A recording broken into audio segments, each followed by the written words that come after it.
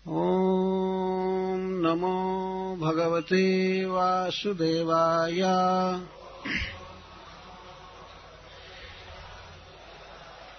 ॐ नमो भगवते वासुदेवाय।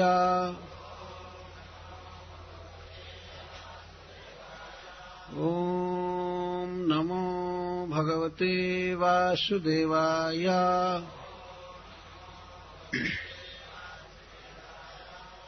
राजन आजगरं चर्म शुष्कं वृन्दावनेऽद्भुतम् व्रजौकशां बहुतिथां बभूव क्रीडगह्वरम् एतत् कौमारजं कर्म हरेरात्मा हि मोक्षण मृत्योः पौगण्डके बाला दृष्टोचुर्विस्मिता व्रजे नैतद्विचित्रम् मनुजार्भमायिनः परावराणां परमस्य वेधसः अघोऽपि यत्स्पर्शनधौतपातकः प्रापात्मसाम्यं त्वसतां सुदुर्लभम्। अजगर के रूप में आए हुए अघासुर का चर्म चाम शुष्कम सूख गया। वृंदावन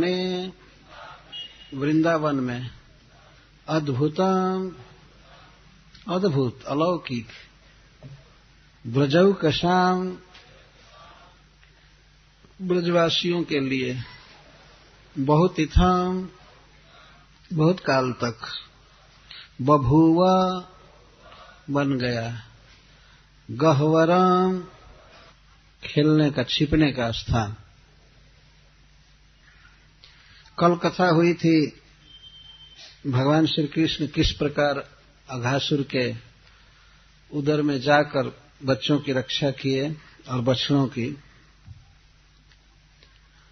और उसके बाद देवताओं ने किस तरह भगवान की स्तुति की, गुणगान किया, पुष्प वर्षा किए, नर्तन किए, इन सब का वर्णन हुआ।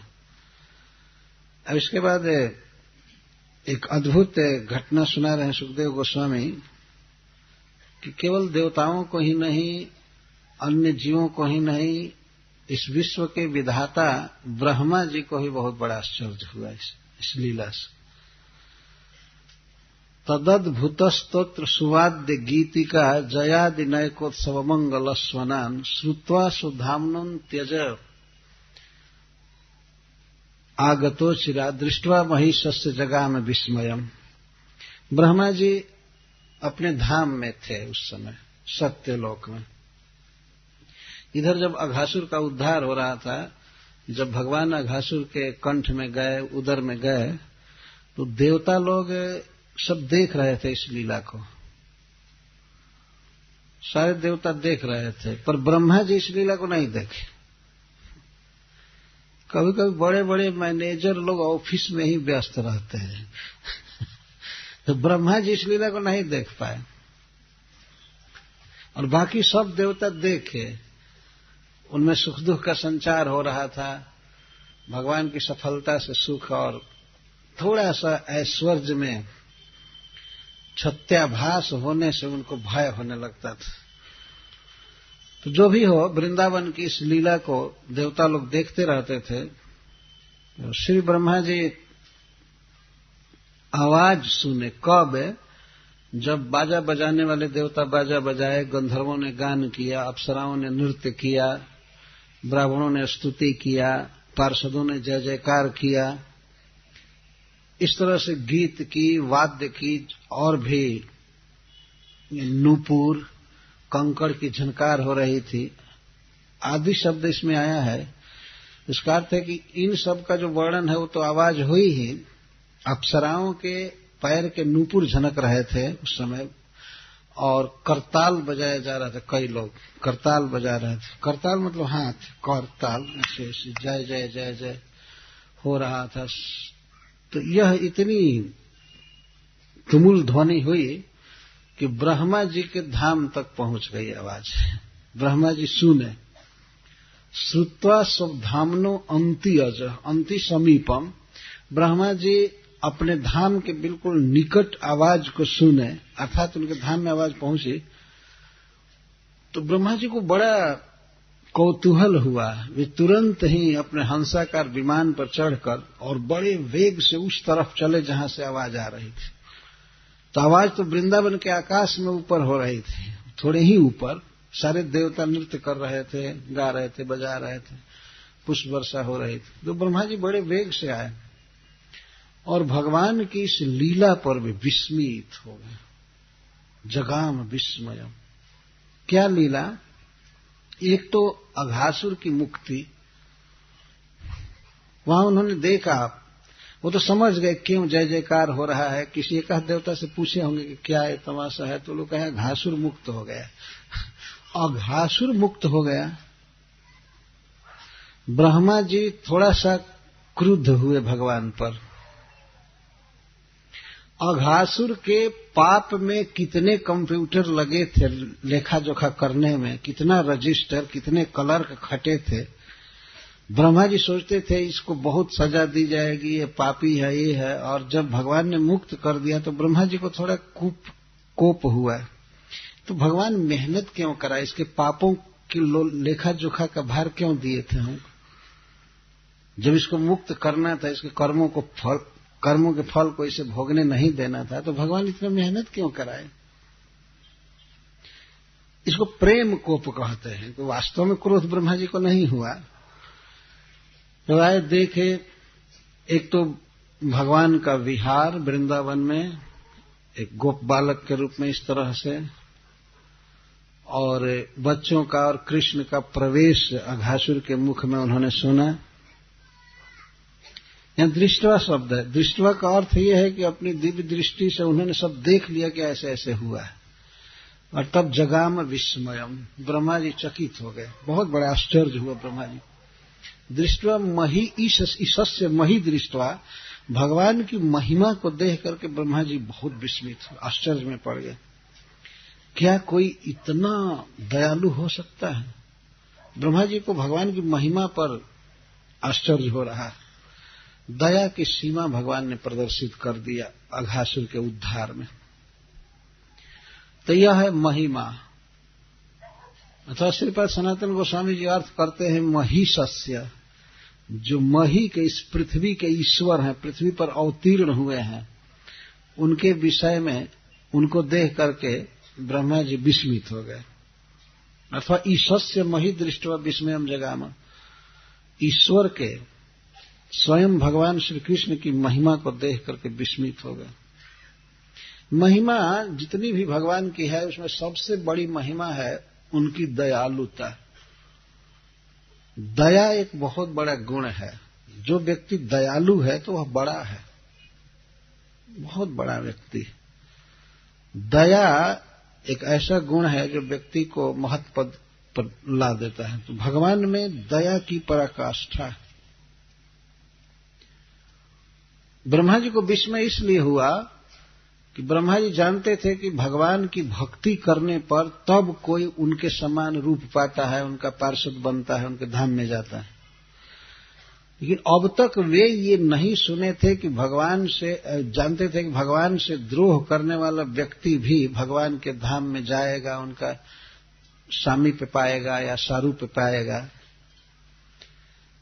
तो ब्रह्मा जी विस्मित हो गए। वास्तविकता यह है कि भगवान के अन्य जितने भी स्वरूप हैं, जैसे भगवान नारायण, ये कच्छप, बाराह, मत्स्य आदि, तो इनमें चूंकि ये भगवान के अंश हैं, इसलिए दया भी आंशिक रूप से ही इनमें रहती है। पर स्वयं भगवान में दया भी पूर्ण पराकाष्ठा में होती है। तो अन्य अवतारों में जो द्रोह करते हैं भगवान से, उनको कभी वैकुंठ नहीं मिलता है, भगवान के निकट वास नहीं करते हैं। परंतु श्री कृष्ण एक विलक्षण व्यक्ति हैं, स्वयं भगवान है, परिपूर्ण है, इसलिए इनमें दया, स्नेह और सौंदर्य, जस सब कुछ बिल्कुल पूर्ण मात्रा में रहता है। अतः अन्य भगवत स्वरूपों में जो नियम भगवान ने रखा है वो स्वयं अपने कृष्ण स्वरूप में वो नियम नहीं रखते। ब्रह्मा जी को इस बात से बहुत बड़ा विस्मय हुआ कि अघासुर जैसे पापी को, जो साक्षात अघई है, पाप है, उसको भगवत सारूप्य मुक्ति मिली, भगवान की नित्य लीला में शामिल हुआ। नहीं तो ऐसे जनरल नियम है कि जो असुर मारे जाते हैं भगवान के हाथ से उनको ब्रह्म ज्योति में भेज दिया जाता है या साइज मिलता है, लेकिन भगवान का पार्षद होना ये तो कृष्ण के हाथ से मारे जाने पर संभव होता है, स्वयं भगवान के हाथ से। ये विशेषता है। ब्रह्मा जी इसी विशेषता पर विस्मित हो गए कि अघासुर भगवान का पार्षद बन गया, और भगवान अघासुर का वध भी किए तो उसके पेट में जाकर, उसके कंठ में जाकर उन्होंने कोई थप्पड़ नहीं चलाया, कोई धनुष बाण से नहीं मारा, तलवार से नहीं मारा, उसके भीतर जाकर के और इस तरह उसको मुक्त कर दिए। ये सब भगवान की महिमा है, उनका बड़प्पन है। तो ब्रह्मा जी इससे बहुत विस्मित हुए। किस किस चीज की आवाज उनके धाम में गई थी? सुवाद, सुगीतिका, जय, नर्तन आदि, इन सब की तुमुल ध्वनि हुई थी, तब ब्रह्मा जी आए हुए थे। यह एक विस्मय हुआ, एक आश्चर्य की बात है महाराज परीक्षित की ब्रह्मा जी भी आश्चर्यचकित हो गए भगवान की महिमा देखकर। अब दूसरा आश्चर्य सुखदेव गोस्वामी वर्णन करते हैं, संबोधन करके राजा परीक्षित को। राजन आज गरम चर्म शुष्कम वृंदावनेद्भुतम ब्रजौकशाम बहुतिथम बभूवा क्रीड गहवरम।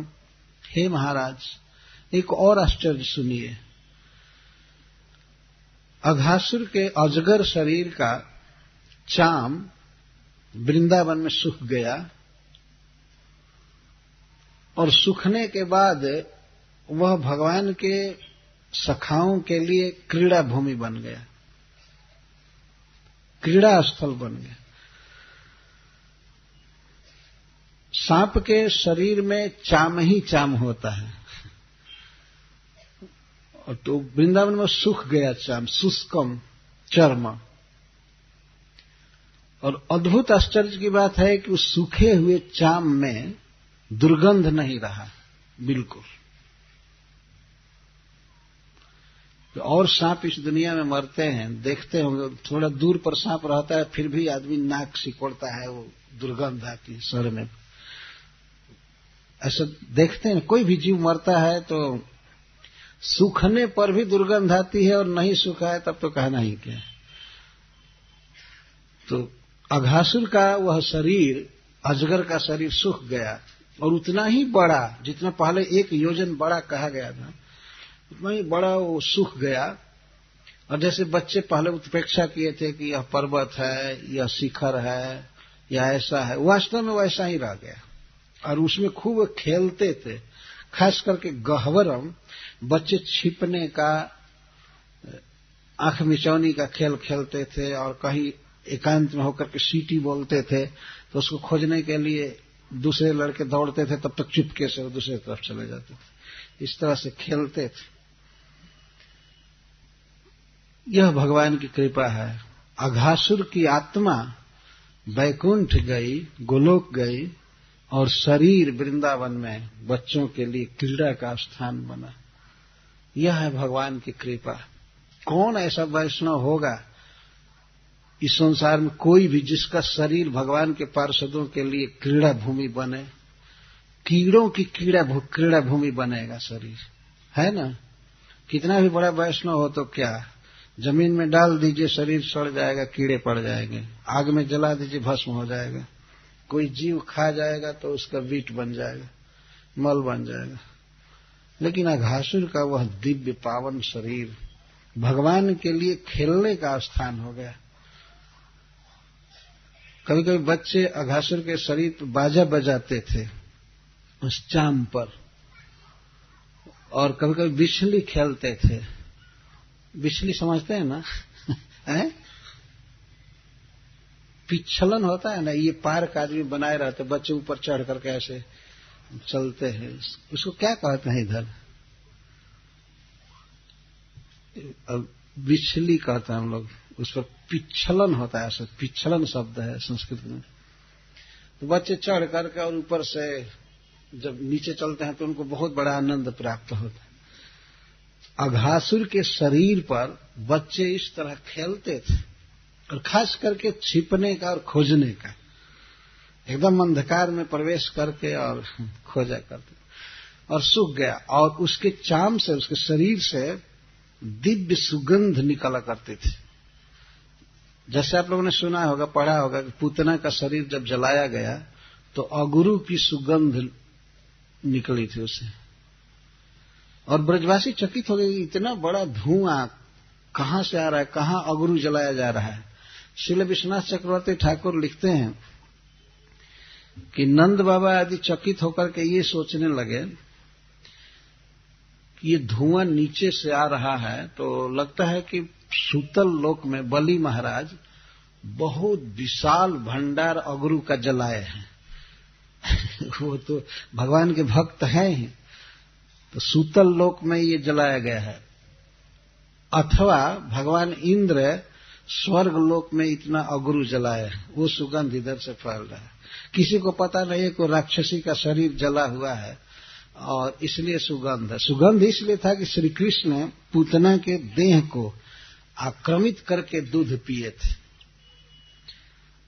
वो दूध पिलाने नहीं गई थी, अपने स्तनों में विष देने गई थी कृष्ण को, लेकिन भगवान दूध पी लिए, विष भी पिए, दूध भी पिए और प्राण भी पी गए, तीनों पी गए। वो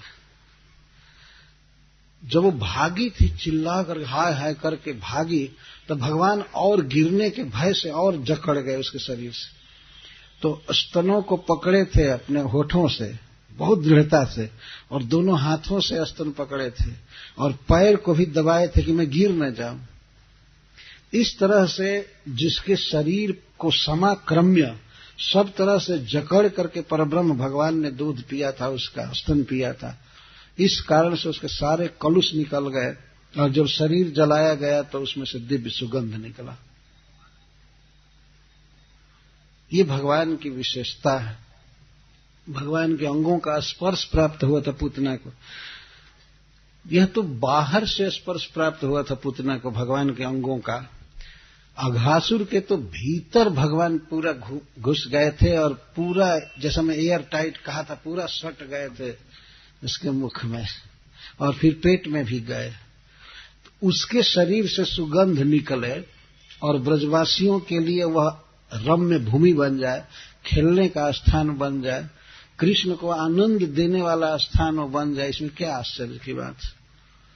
तो आत्मा भगवान के धाम में और शरीर भी भगवान के इस भौम धाम में रहा, खेलने का स्थान बना। यह है भगवान की विशेषता। भगवान के संपर्क में आते ही कोई वस्तु दिव्य हो जाती। इसको वस्तु का सद्गुण कहते हैं। वस्तु सद्गुण्य, किसी वस्तु की अपनी खास विशेषता होती है, और उसे कोई वस्तु आकर के सटती है तो उसमें रूपांतरण हो जाता है। जैसे उदाहरण दिया जाता है, स्वाति नक्षत्र में जब मेघ से कोई बूंद गिरता है, वर्षा होती है, तो यदि वर्षा का बूंद कमल के पत्ते पर पड़ता है तो वह मोती जैसा चमकने लगता है। रहता है जल, लेकिन कमल के पत्ते पर थोड़े काल के लिए मोती जैसा चमकता है, फिर ढलक जाता है। तो कमल के पत्ते पर बूंद गिरा तो मोती जैसा लगता है, और सीप में यदि गिरा समुद्र के तो मोती बन जाता है। बूंद एक समान है, लेकिन चूंकि सीप में अधिष्ठित हुआ, सीप अधिष्ठान में गिरा, तो वह मोती बन जाता है। कमल के पत्ते पर वह मोती जैसा चमकता है। और वही जल यदि तप्त लोहा पर गिरे तो अपनी सत्ता भी खो देता है, फन फन फन फन करके फिर उड़ जाता है वाष्प बन करके। तो तप्त लोहा पर यदि वो बूंद गिरता है तो अपनी सत्ता भी खो देता है, जल जाता है, खत्म हो जाता है। लेकिन कमल के पत्ते पर गिरता है तो मोती जैसा लगता है, और सीप में गिरता है, सीपी में, तो वो मोती सचमुच बन जाता है। तो इस तरह जीव की जो बुद्धि है, मन है या शरीर है, भिन्न भिन्न अधिष्ठान में गिरने पर भिन्न भिन्न गति को प्राप्त होता है। तो जितने भी अधिष्ठान हैं, जितने भी सुंदर वस्तुएं हैं, सद्गुणवती हैं, दिव्य हैं, उनमें सबसे बढ़कर के भगवान का श्री विग्रह है, श्री अंग। तो किसी भी तरह से कोई व्यक्ति यदि भगवान के अंगों का चिंतन भी करे या वर्णन करे या आंख से दर्शन करे या त्वगिंद्रिय से छुए, तो उसका शरीर भी भगवान के शरीर जैसा हो जाता है, भगवान के स्वरूप को प्राप्त हो जाता है। ये जल की बूंद, मेघ की बूंद प्राकृत है, और कमल का पत्ता भी प्राकृत है, सीपी भी प्राकृत है, और तप्त लोहा भी प्राकृत है। जब एक प्राकृत वस्तु दूसरे प्राकृत वस्तु को अपनी तरह से प्रभावित कर सकती है, तो अप्राकृत अलौकिक शक्ति संपन्न परब्रह्म भगवान से कोई संपर्क करे तो वह क्यों नहीं भगवान के गुणों से विभूषित हो जाएगा। साक्षात पाप, साक्षात औघ भी भगवान के स्पर्श से पवित्र हो गया। जत स्पर्शन धूत पातक, धौत पातक। तो यह एक आश्चर्य की बात है कि अघासुर का वह सूखा हुआ चाम ब्रजवासियों के लिए रमणीय स्थान हो गया। जैसे गिरिराज जी हैं, जमुना जी का किनारा है, वैसे ही अघासुर का शरीर भगवान के लीला के लिए भूमि स्वरूप बन गया, जिसमें भगवान छिपते थे, खेलते थे, बिजली खेलते थे और आनंद मना रहे थे। यह भगवान के श्रीअंग की विशेषता। अच्छा, फिर तीसरा आश्चर्य वर्णन कर रहे हैं सुखदेव गोस्वामी। एतत् कौमारजम कर्म हरेरात्मा ही मोक्षणम मृत्यु पौगंडके बाला दृष्टोचुर विस्मिता व्रजे। तो तीसरा आश्चर्य वर्णन कर रहे हैं कि ये जो भगवान की लीला हुई अघासुर को मुक्त करने की और अघासुर रूप मृत्यु से बच्चों को मुक्त करने की,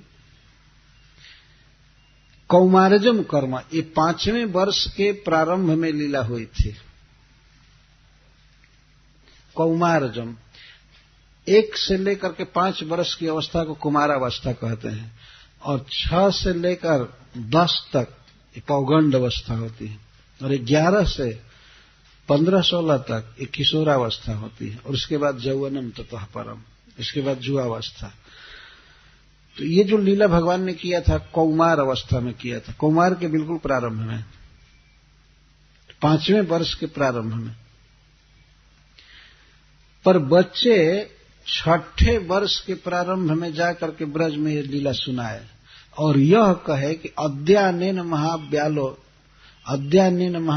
नंद सुनना, आज नंद नंदन ने बहुत बड़ा सांप मारा। ये बच्चे 1 साल के बाद जाकर ब्रज में वर्णन किए कि आज नंद नंदन ने एक बहुत बड़ा सांप मारा। वे लोग नाम नहीं जानते थे, औघ सघ, उनको क्या पता था, उनको ये भी पता नहीं था कौन से ने भेजा था, क्या किया था। इसलिए बच्चे महाव्याल कहे, महाव्याल। आज कृष्ण ने बहुत बड़ा सांप मारा वृंदावन में। एक आश्चर्य की बात है कि साल भर लोग कहाँ थे, 1 साल के बाद जाकर के ब्रज में कह रहे हैं अपने माँ से, अपने पिता से या अन्य ब्रजवासियों से, और वो चकित थे। आज नंद नंदन ने बहुत बड़ा सांप मारा है, और इतना बड़ा सांप, इतना बड़ा सांप, अब चलिए देखिए कितना बड़ा है, कल सवेरे चलेंगे। वो लोग ये कहते होंगे, अब तो रात होने वाली थी, तो कल चलेंगे, देखिए कितना बड़ा सांप मारा है, पता नहीं कहाँ पहले रहता था, कहाँ से आया है। उनको पता नहीं था कि मथुरा के एक साधारण भवन में भी अट सकता था, वो तो आदमी के रूप में रहता था और इस तरह से भयंकर रूप बनाया था। तो यह एक आश्चर्य की बात। एतत् कौमारजम कर्म हरेरात्मा ही मोक्षणम मृत्यु पौगंड के बाला दृष्टोचुर विस्मिता ब्रजे। दृष्टवा ऊंचू, बच्चों ने यही कहा कि हम आज देख करके आए हैं। कृष्ण ने एक बहुत बड़े सर्प का वध किया और हम लोग सब उसके पेट के भीतर चले गए थे। हम लोग ये समझे कि ये बहुत बड़ा पर्वत है, पर्वत का शिखर है जो देखने में केवल अजगर के मुख जैसा लग रहा है। वो बच्चे तो हांफते हुए कह रहे थे, डरते हुए, बाप रे बाप, आज हम लोग सांप के मुख में चले गए थे, अजगर के मुख में चले गए थे, कृष्ण अभी रक्षा किया है। तो लोग पूछते थे कब कब? अरे अभी 1-2 घंटा पहले 1-2 घंटा पहले रक्षा किया है, आज ही आज। यह एक आश्चर्य हुआ। इसी पर महाराज परीक्षित प्रश्न कर रहे हैं। इत्थम स्वरातुश्चरितम विचित्रम इत्थम द्विजः जादव देव दत्तः श्रुत्वा स्वरातुश्चरितम विचित्रम पप्रच्छ भूयोऽपि तदेव पुण्यम वैयासकिं जन्निगृहीत चेतः। तो यह कथा सूत जी सुना रहे हैं शौनकादि ऋषियों को नैमिषारण्य में। तो यहाँ पर सूत जी बोलते हैं, हे द्विजा, हे शौनकादि ब्राह्मणों, इस प्रकार यादवदेव दत्तः, यादवों के देवता भगवान श्री कृष्ण ने जिनकी रक्षा किया था परीक्षित की, उत्तरा के गर्भ में जब परीक्षित थे तो अश्वत्थामा ने ब्रह्मास्त्र मारा था, अमोघ अस्त्र, परंतु भगवान उत्तरा के गर्भ में जाकर के अपनी शक्ति से परीक्षित की रक्षा किए और रक्षा करके उन्होंने दिया था युधिष्ठिर महाराज को, युधिष्ठिर महाराज को दिया था। तो राति ददाति, इसीलिए परीक्षित महाराज को विष्णु रात कहते हैं। विष्णु ने ब्रह्मास्त्र से बचा करके और युधिष्ठिर को दान दिया था परीक्षित को। यही वंशधर थे महाराज। युधिष्ठिर के वंश में कोई नहीं बचा था, सब मर गए थे। 5 भाइयों के एक एक पुत्र थे द्रौपदी जी से, तो उनको सोई ही अवस्था में धृष्टद्युम्न ने काट दिया था, अश्वत्थामा ने मार दिया था। तो कोई नहीं बचा था। उत्तरा के गर्भ में परीक्षित थे जो अभिमन्यु के पुत्र थे। अभिमन्यु अर्जुन के पुत्र थे जिनका जन्म सुभद्रा जी से हुआ था। इस प्रकार कोई वंश में नहीं बचा था। तो भगवान रक्षा करके परीक्षित नामक बच्चे की और दिए कि हे महाराज, ये आपका वंशधर है, आप इसे लीजिए। इसीलिए परीक्षित महाराज का नाम पड़ा विष्णु रात या कृष्ण रात। और यहां पर कहा गया जादव देव दत्त, जादवा नाम देव श्री कृष्ण तेन दत्त महाराजा युधिष्ठिराय, महाराज युधिष्ठिर को दिया गया था। यह जो घटना है अघासुर के वध की और बच्चों के उद्धार की, तो महाराज परीक्षित ने देखा कि मेरा जैसे उद्धार किया भगवान ने, मेरी जैसे रक्षा किया था, ठीक इसी तरह से रक्षा बच्चों की किया था। तो यह इस दोनों लीला में साम्य देख करके महाराज परीक्षित और अधिक आकर्षित हुए। उत्तरा के गर्भ में जाकर भगवान ने परीक्षित की रक्षा किया था और यहां अघासुर के पेट में जाकर के भगवान ने बछड़े और बच्चों की रक्षा किया था। इन दोनों के द्वारा भगवान के भक्त वात्सल्य गुण को प्रकाशित किया गया है। भगवान वत्सल हैं, स्नेहवान हैं अपने भक्तों के प्रति, इसलिए वे उत्तरा के गर्भ में प्रवेश कर गए। और यह भी वर्णन है कि भगवान सुदर्शन चक्र लेकर गए उत्तरा के गर्भ में, बहुत जोग बल से छोटा बन करके। तो भगवान को ये विश्वास नहीं हुआ कि सुदर्शन चक्र काम कर सकता, हो सकता है कि ये फेल हो जाए, तो गदा भी लेकर के गए थे, जबकि किसी भी अस्त्र की कोई जरूरत नहीं थी। रक्षा उन्होंने सुदर्शन से किया, ब्रह्मास्त्र को विफल किया सुदर्शन चक्र से, और गदा को घुमा रहे थे गर्भ के चारों तरफ, बच्चे के चारों तरफ। और परीक्षित महाराज जन्म से पूर्व ही अपने मां के गर्भ में ही भगवान का दर्शन किए थे। और इनका परीक्षित नाम इसलिए हुआ कि जब ये गर्भ से प्रकट हुए, थोड़ा बड़े हुए, तो ये बराबर परीक्षण करते थे, परितः ईक्षण करते, देखते थे कि गर्भ में जो व्यक्ति मेरी रक्षा किया वो कौन है, कहाँ है। तो किसी भी सांवले मनुष्य को देख करके वो सोचते थे वो कहाँ है जिन्होंने हमारी रक्षा किया।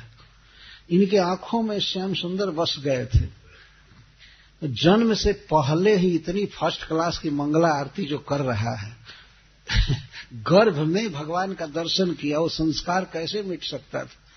तो परितः ईक्षण करते थे, देखते थे वो पुरुष कौन है, वो कौन है, कौन है। इसीलिए इनका नाम परीक्षित रखा गया। हमेशा परीक्षण के मूड में रहते, देखते रहते थे वो कौन है, कौन है। भगवान की छवि इनके आंखों में बस गई थी। तो परीक्षित महाराज के दो नाम प्रसिद्ध हैं, विष्णुरात और परीक्षित। तो सूत जी कहते हैं कि इस प्रकार जब परीक्षित महाराज ने सुना अपने स्वामी के चरित्र को, स्वरातु, अपने राता, अपने रक्षक के, जिन्होंने इनके मां के गर्भ में प्रवेश करके इनकी रक्षा किया था, तो परीक्षित महाराज जब इस लीला को सुने कि भगवान बच्चों की रक्षा अघासुर के पेट में जाकर किए, तो अपनी रक्षा की बात याद आ गई और बहुत आकर्षित हुए और पुनः वही प्रश्न करने लगे, फिर वही लीला पूछते हैं। पप्रच्छ भूयोपि तदेव पुण्यम ततेव, उसी लीला के विषय में फिर पुण्य प्रश्न कर रहे हैं। तो प्रश्न होगा कि एक बार सुन ही चुके तो अब क्यों प्रश्न कर रहे हैं। तो कहते हैं जन निगृहित चेता, चित्त इनका इधर उधर जा ही नहीं रहा था। देखिए 3-4 दिन के बाद इनको मरना है, पर मरने आदि की कोई चिंता नहीं, भगवान के लीला की ही जिज्ञासा भरी हुई है। जन निगृहित चेता, जब का अर्थ कथा श्रवणेन निगृहित वशीकृत चेतो जस्य स, निगृहित चेता। जब कोई व्यक्ति लगातार निरंतर भगवान की लीलाओं को सुनता है तो एक दिन ऐसा समय आता है कि अब उसे प्रयास नहीं करना पड़ता है भगवान के चिंतन करने का। वो लीला इतनी आकर्षक होती है कि वही चित्त को वश में कर लेती है, चित्त इधर उधर जा नहीं सकता है। तो परीक्षित महाराज का चित्त कृष्ण लीला द्वारा ग्रस्त कर लिया गया था, इसीलिए भूयः पप्रच्छ, पुनः वही प्रश्न करने लगे। तो महाराज परीक्षित पूछते हैं, तो अंग्रेजी का शौरी शब्द बहुत अच्छा है कि शौरी का अर्थ कृष्ण होता है, सूर्यपुत्र। तो हमें आगे बढ़ गए।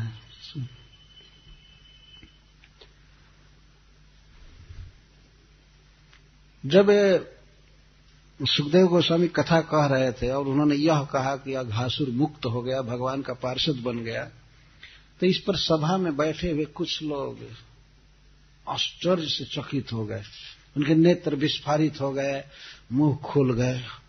ऐसी की कथा में कैसे हो सकता है, तो अद्भुत आश्चर्य की बात है। इतना बड़ा पापी असुर जो अभी अभी बच्चों की हत्या करने के लिए उनको पेट में ले लिया था, उनकी हत्या करना चाहता था, जीवन भर हत्या किया, पाप किया, और वह भगवान का पार्षद बन जाए, बहुत आश्चर्य हुआ। इस पर सुखदेव गोस्वामी कहते हैं नैतद विचित्रम मनुजार्भमायिन परावराणाम परमस्य वेधस अघोपिजत स्पर्शन धौत पातक प्रापात्म साम्यम तोषताम सुदुर्लभम। नैतद विचित्रम, आप लोग आश्चर्य मत कीजिए, किसकी लीला है इस पर जरा ध्यान दीजिए। परावराणाम परमस्य वेधसा, जो पर और अवर, उच्च या नीच या छोटे या बड़े, सबसे श्रेष्ठ हैं।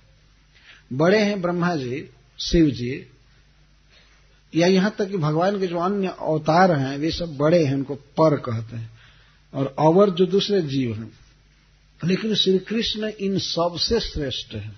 परावराणाम परमस्य, पर और अवर दोनों में श्रेष्ठ है श्री कृष्ण। इसलिए इनके जो गुण हैं, दया आदि या दिव्यता आदि, ये सब प्रकार से पूर्ण है, श्रेष्ठ है। और वेधसः, वे जगत की सृष्टि करते हैं, वेधा है, सबको नियम बना करके सब में रखते हैं। तो नियम कौन बनाया है कि पापी जो है, असुर जो है, भगवान के धाम में नहीं जा सकता है? किसने नियम बनाया? कृष्ण ने नियम बनाया, ये कृष्ण का नियम है। लेकिन परावराणम परमस्य, पर और सब में श्रेष्ठ हैं, तो भगवान ने दया का भी नियम बनाया है कि वे दयालु हैं और दया के कारण वे किसी भी व्यक्ति को अपने धाम में ले सकते हैं। भजन की अपेक्षा नहीं करते हैं कृष्ण। अन्यथा पूतना ने क्या भजन किया था? पूतना तो इनको मारने गई थी, लेकिन भगवान उसके डार्क साइड को नहीं देखे। उन्होंने केवल यही देखा कि वृंदावन में आई है, गोकुल में आई है और गोपी का वेश बनाई है और मुझे स्तन दे रही है पीने के लिए। भगवान केवल यही देखे। जब दे दिया तो भगवान पीने लगा और इसके बाद उन्होंने अपनी मां बना लिया नित्य लीला में पूतना को। श्री कृष्ण इतने दयालु हैं कि अन्य जो साधारण नियम हैं उनके तरफ वो ध्यान नहीं देते।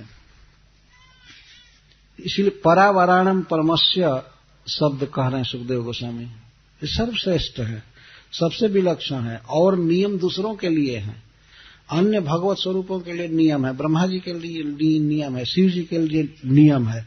ये नियमों में बंध करके किसी को वैकुंठ दें, चाहे कैलाश दें या चाहे स्वर्ग दें, नियमों में बंधे हुए। लेकिन भगवान किसी नियम में नहीं बंधे हुए, जो चाहे कर सकते। महापापी को पार्षद बना सकते हैं, ये उनकी विशेषता है। अघोपिजत स्पर्शन धौत पातक, यही जरा विचार करो ना कि अघासुर भी, साक्षात पाप भी जिनका स्पर्श होने से धौत पातक, उसके सारे पाप धुल गए, समाप्त हो गए। और इतना ही नहीं, पाप तो खत्म हो ही गए। प्रापात्म साम्यम तो सतम सुदुर्लभम, आत्म साम्यम प्राप। आत्म साम्यम का अर्थ है भगवान का जो रूप है वह रूप प्राप्त कर लिया। भगवान जैसा रूप और चिन्मय दिव्य उनका धाम सब कुछ प्राप्त कर लिया। यह है श्री कृष्ण की विशेषता। असतम सुदुर्लभम, जो सारूप्य मुक्ति या भगवान के धाम की प्राप्ति असत पुरुषों के लिए सुदुर्लभ है, बहुत कठिन है, असंभव है मिलना। वह गति भगवान ने अघासुर को दिया, क्योंकि वे परावराणम परम है, वे वेधा है, सर्वतंत्र स्वतंत्र हैं और भगवान की सारी शक्तियां एक तरफ रहती हैं। विभुता शक्ति, अपरिच्छिन्नता शक्ति, सर्वज्ञता शक्ति या न्याय प्रियता शक्ति जो भी है, लेकिन जब दया शक्ति आती है समाज में तो सारी शक्तियां दब जाती हैं। ऐसा श्रील विश्वनाथ चक्रवर्ती ठाकुर कहते हैं, जब श्री कृष्ण को बांध रही थी मां जसोदा तो भगवान की सारी शक्तियां लग गई, नहीं बहने देंगी।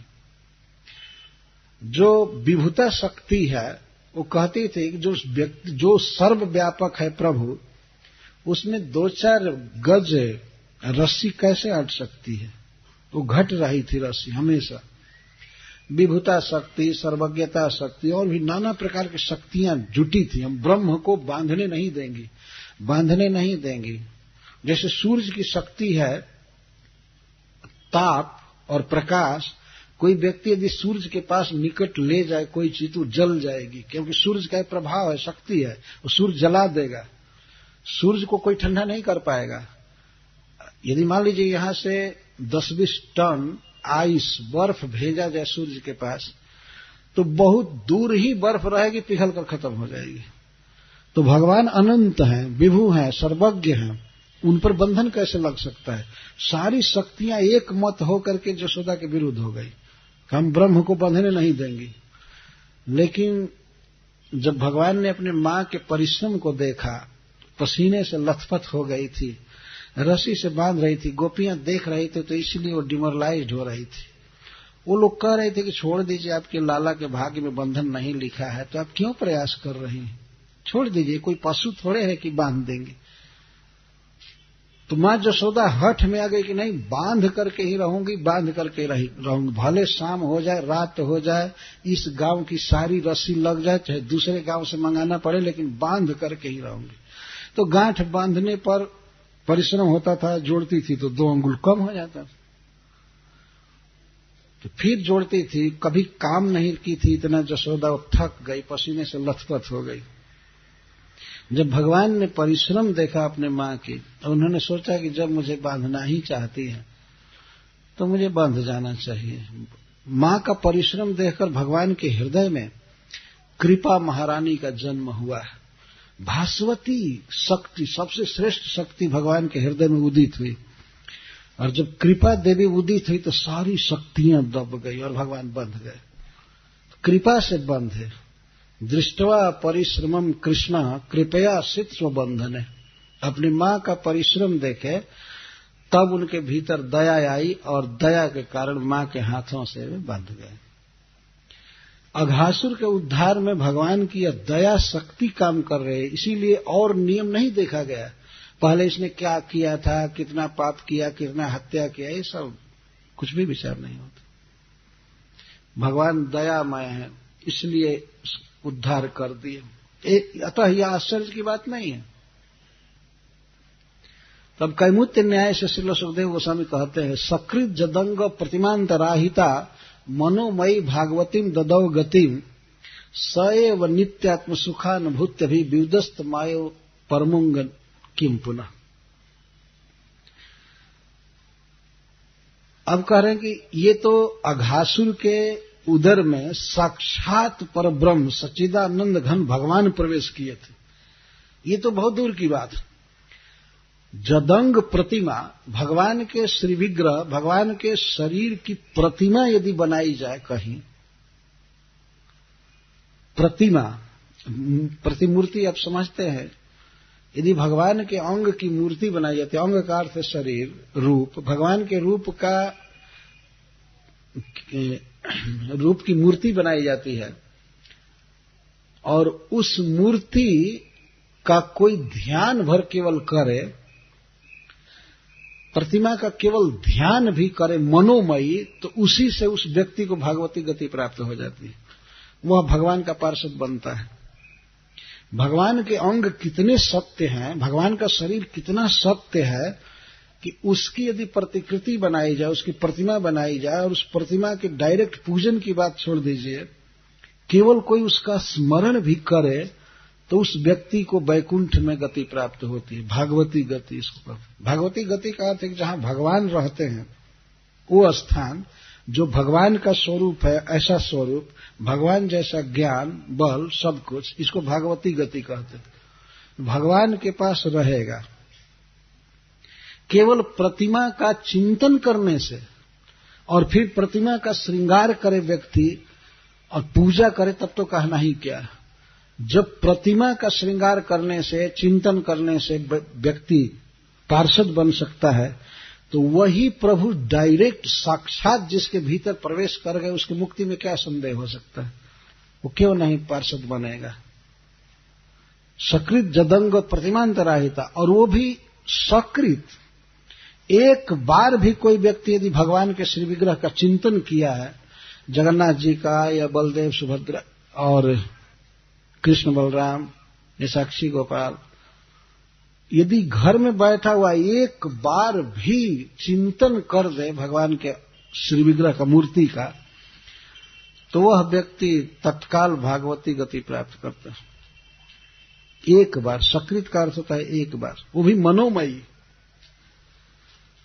मनोमयी चिंतन कर दे तो भागवती गति प्राप्त होती है, वैकुंठ में भगवान का पार्षद बनता है। फिर उन भक्तों के विषय में क्या कहना है जो भगवान का श्रृंगार करते हैं, पूजा करते हैं, गीत गाते हैं, कीर्तन करते हैं, उनके विषय में क्या संदेह हो सकता है। और फिर अघासुर के विषय में क्या कहना है जिसके भीतर साक्षात भगवान चले गए।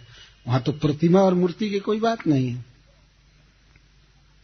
तो भगवान इतने सत्य हैं, इतने सत्य हैं, उनका अंग श्री विग्रह इतना सत्य है, चिन्मय है, कि उसकी मूर्ति बनाई जाए तो उस मूर्ति से ही कल्याण हो जाता है। भाई जी हनुमान प्रसाद पोद्दार ने एक जगह कहा है कि मूर्ति में श्रद्धा होने से मूर्ति कल्याण करती है, श्री विग्रह। लेकिन भगवान ऐसे हैं कि बिना श्रद्धा के ही कल्याण कर देते हैं। अघासुर तो उनको चबाने के लिए, खाने के लिए अपने उदर में लिया था, कृष्ण गए थे उसके मुख में, लेकिन फिर भी वह भगवान का पार्षद बन गया। जो सबसे उत्कृष्ट गति है, जो दुष्टों के लिए असताम, लोगों को कभी प्राप्त नहीं हो सकती है गति, वह गति अघासुर को भगवान ने दिया। तो इसके बाद वाले श्लोक में इसमें सकृत जदंग प्रतिमांतराहिता मनोमयी भागवती ददौ गतिम, इसमें भगवान के श्री विग्रह के आराधना की महिमा व्यक्त की गई।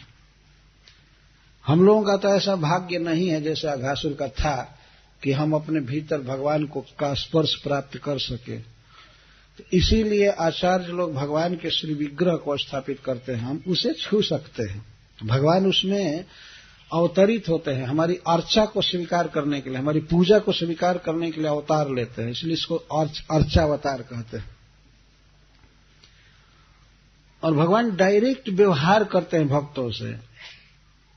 इस उड़ीसा राज्य में तो बहुत से श्री विग्रह ऐसे हैं जिनके विषय में बिल्कुल सत्य कथा है कि श्री विग्रह ने, मूर्ति ने किस प्रकार अपने भक्त के साथ व्यवहार किया। जैसे क्षीरचोर गोपीनाथ अपने भक्त माधवेंद्र पुरी के लिए भगवान अपने ही भोग लगाए हुए खीर को चुरा लिए थे। वो कथा है चैतन्य चरितामृत में कि माधवेंद्र पुरी जी जब यहाँ आए थे क्षीरचोर गोपीनाथ, तो उन्होंने सुना कि यहाँ भगवान को खीर भोग लगता है, बहुत अच्छा लगता है। तो उनके मन में आ गया थोड़ी देर के लिए कि मुझे खीर मिलता खाने को। वो अयाचित वृत्ति में रहते थे, कभी किससे मांगते नहीं थे। तो मन में आया तो फिर उन्होंने अपने दांतों से जीभ दबाया, अरे मैं क्या है सोच रहा हूं, लेकिन इच्छा तो हो गई और मांग सकते नहीं थे। तो चैतन्य चरितामृत में वर्णन किया गया है कि 12 मिट्टी के छोटे छोटे बर्तन में भोग लगते थे। तो भगवान देख ले कि हमारे भक्त की इच्छा है, वो रात में सो गए थे कहीं बाजार में भूखे। तो भोग लगाने के बाद जब वो हटाने लगा पुजारी, तो एक मटके को, एक छोटे से पात्र को भगवान अपने पीतांबर में छिपा लिए।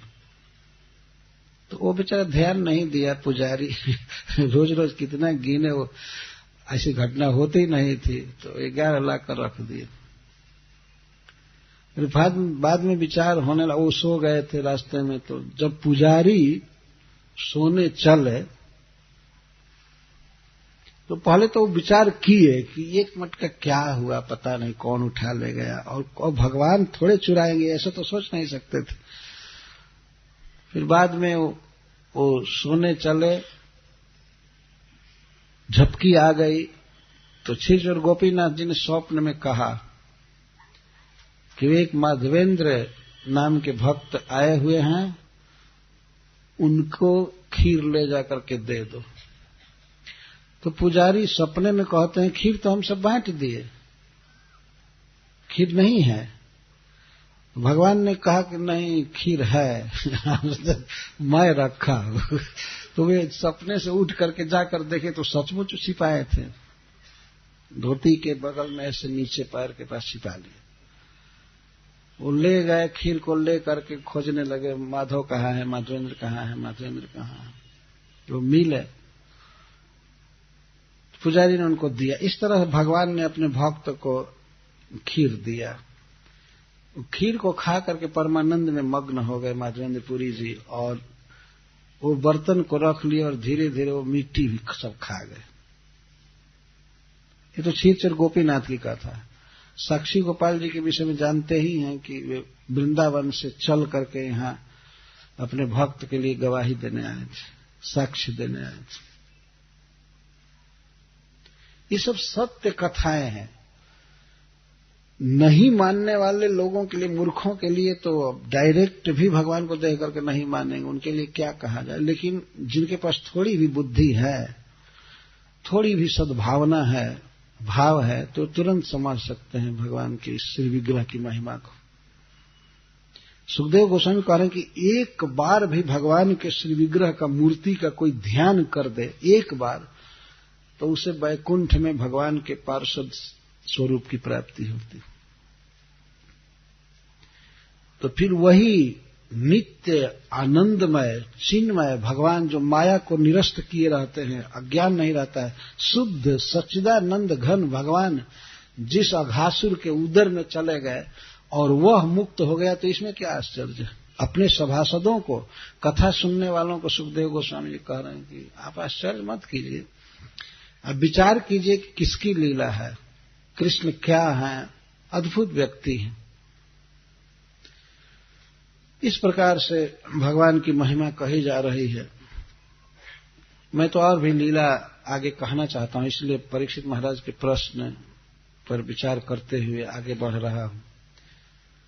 इत्थम स्वरातुश्चरितम् इत्थम द्विजादव देव दत्तः श्रुत्वा स्वरातुश्चरितम् विचित्रम् भूयः पप्रच्छ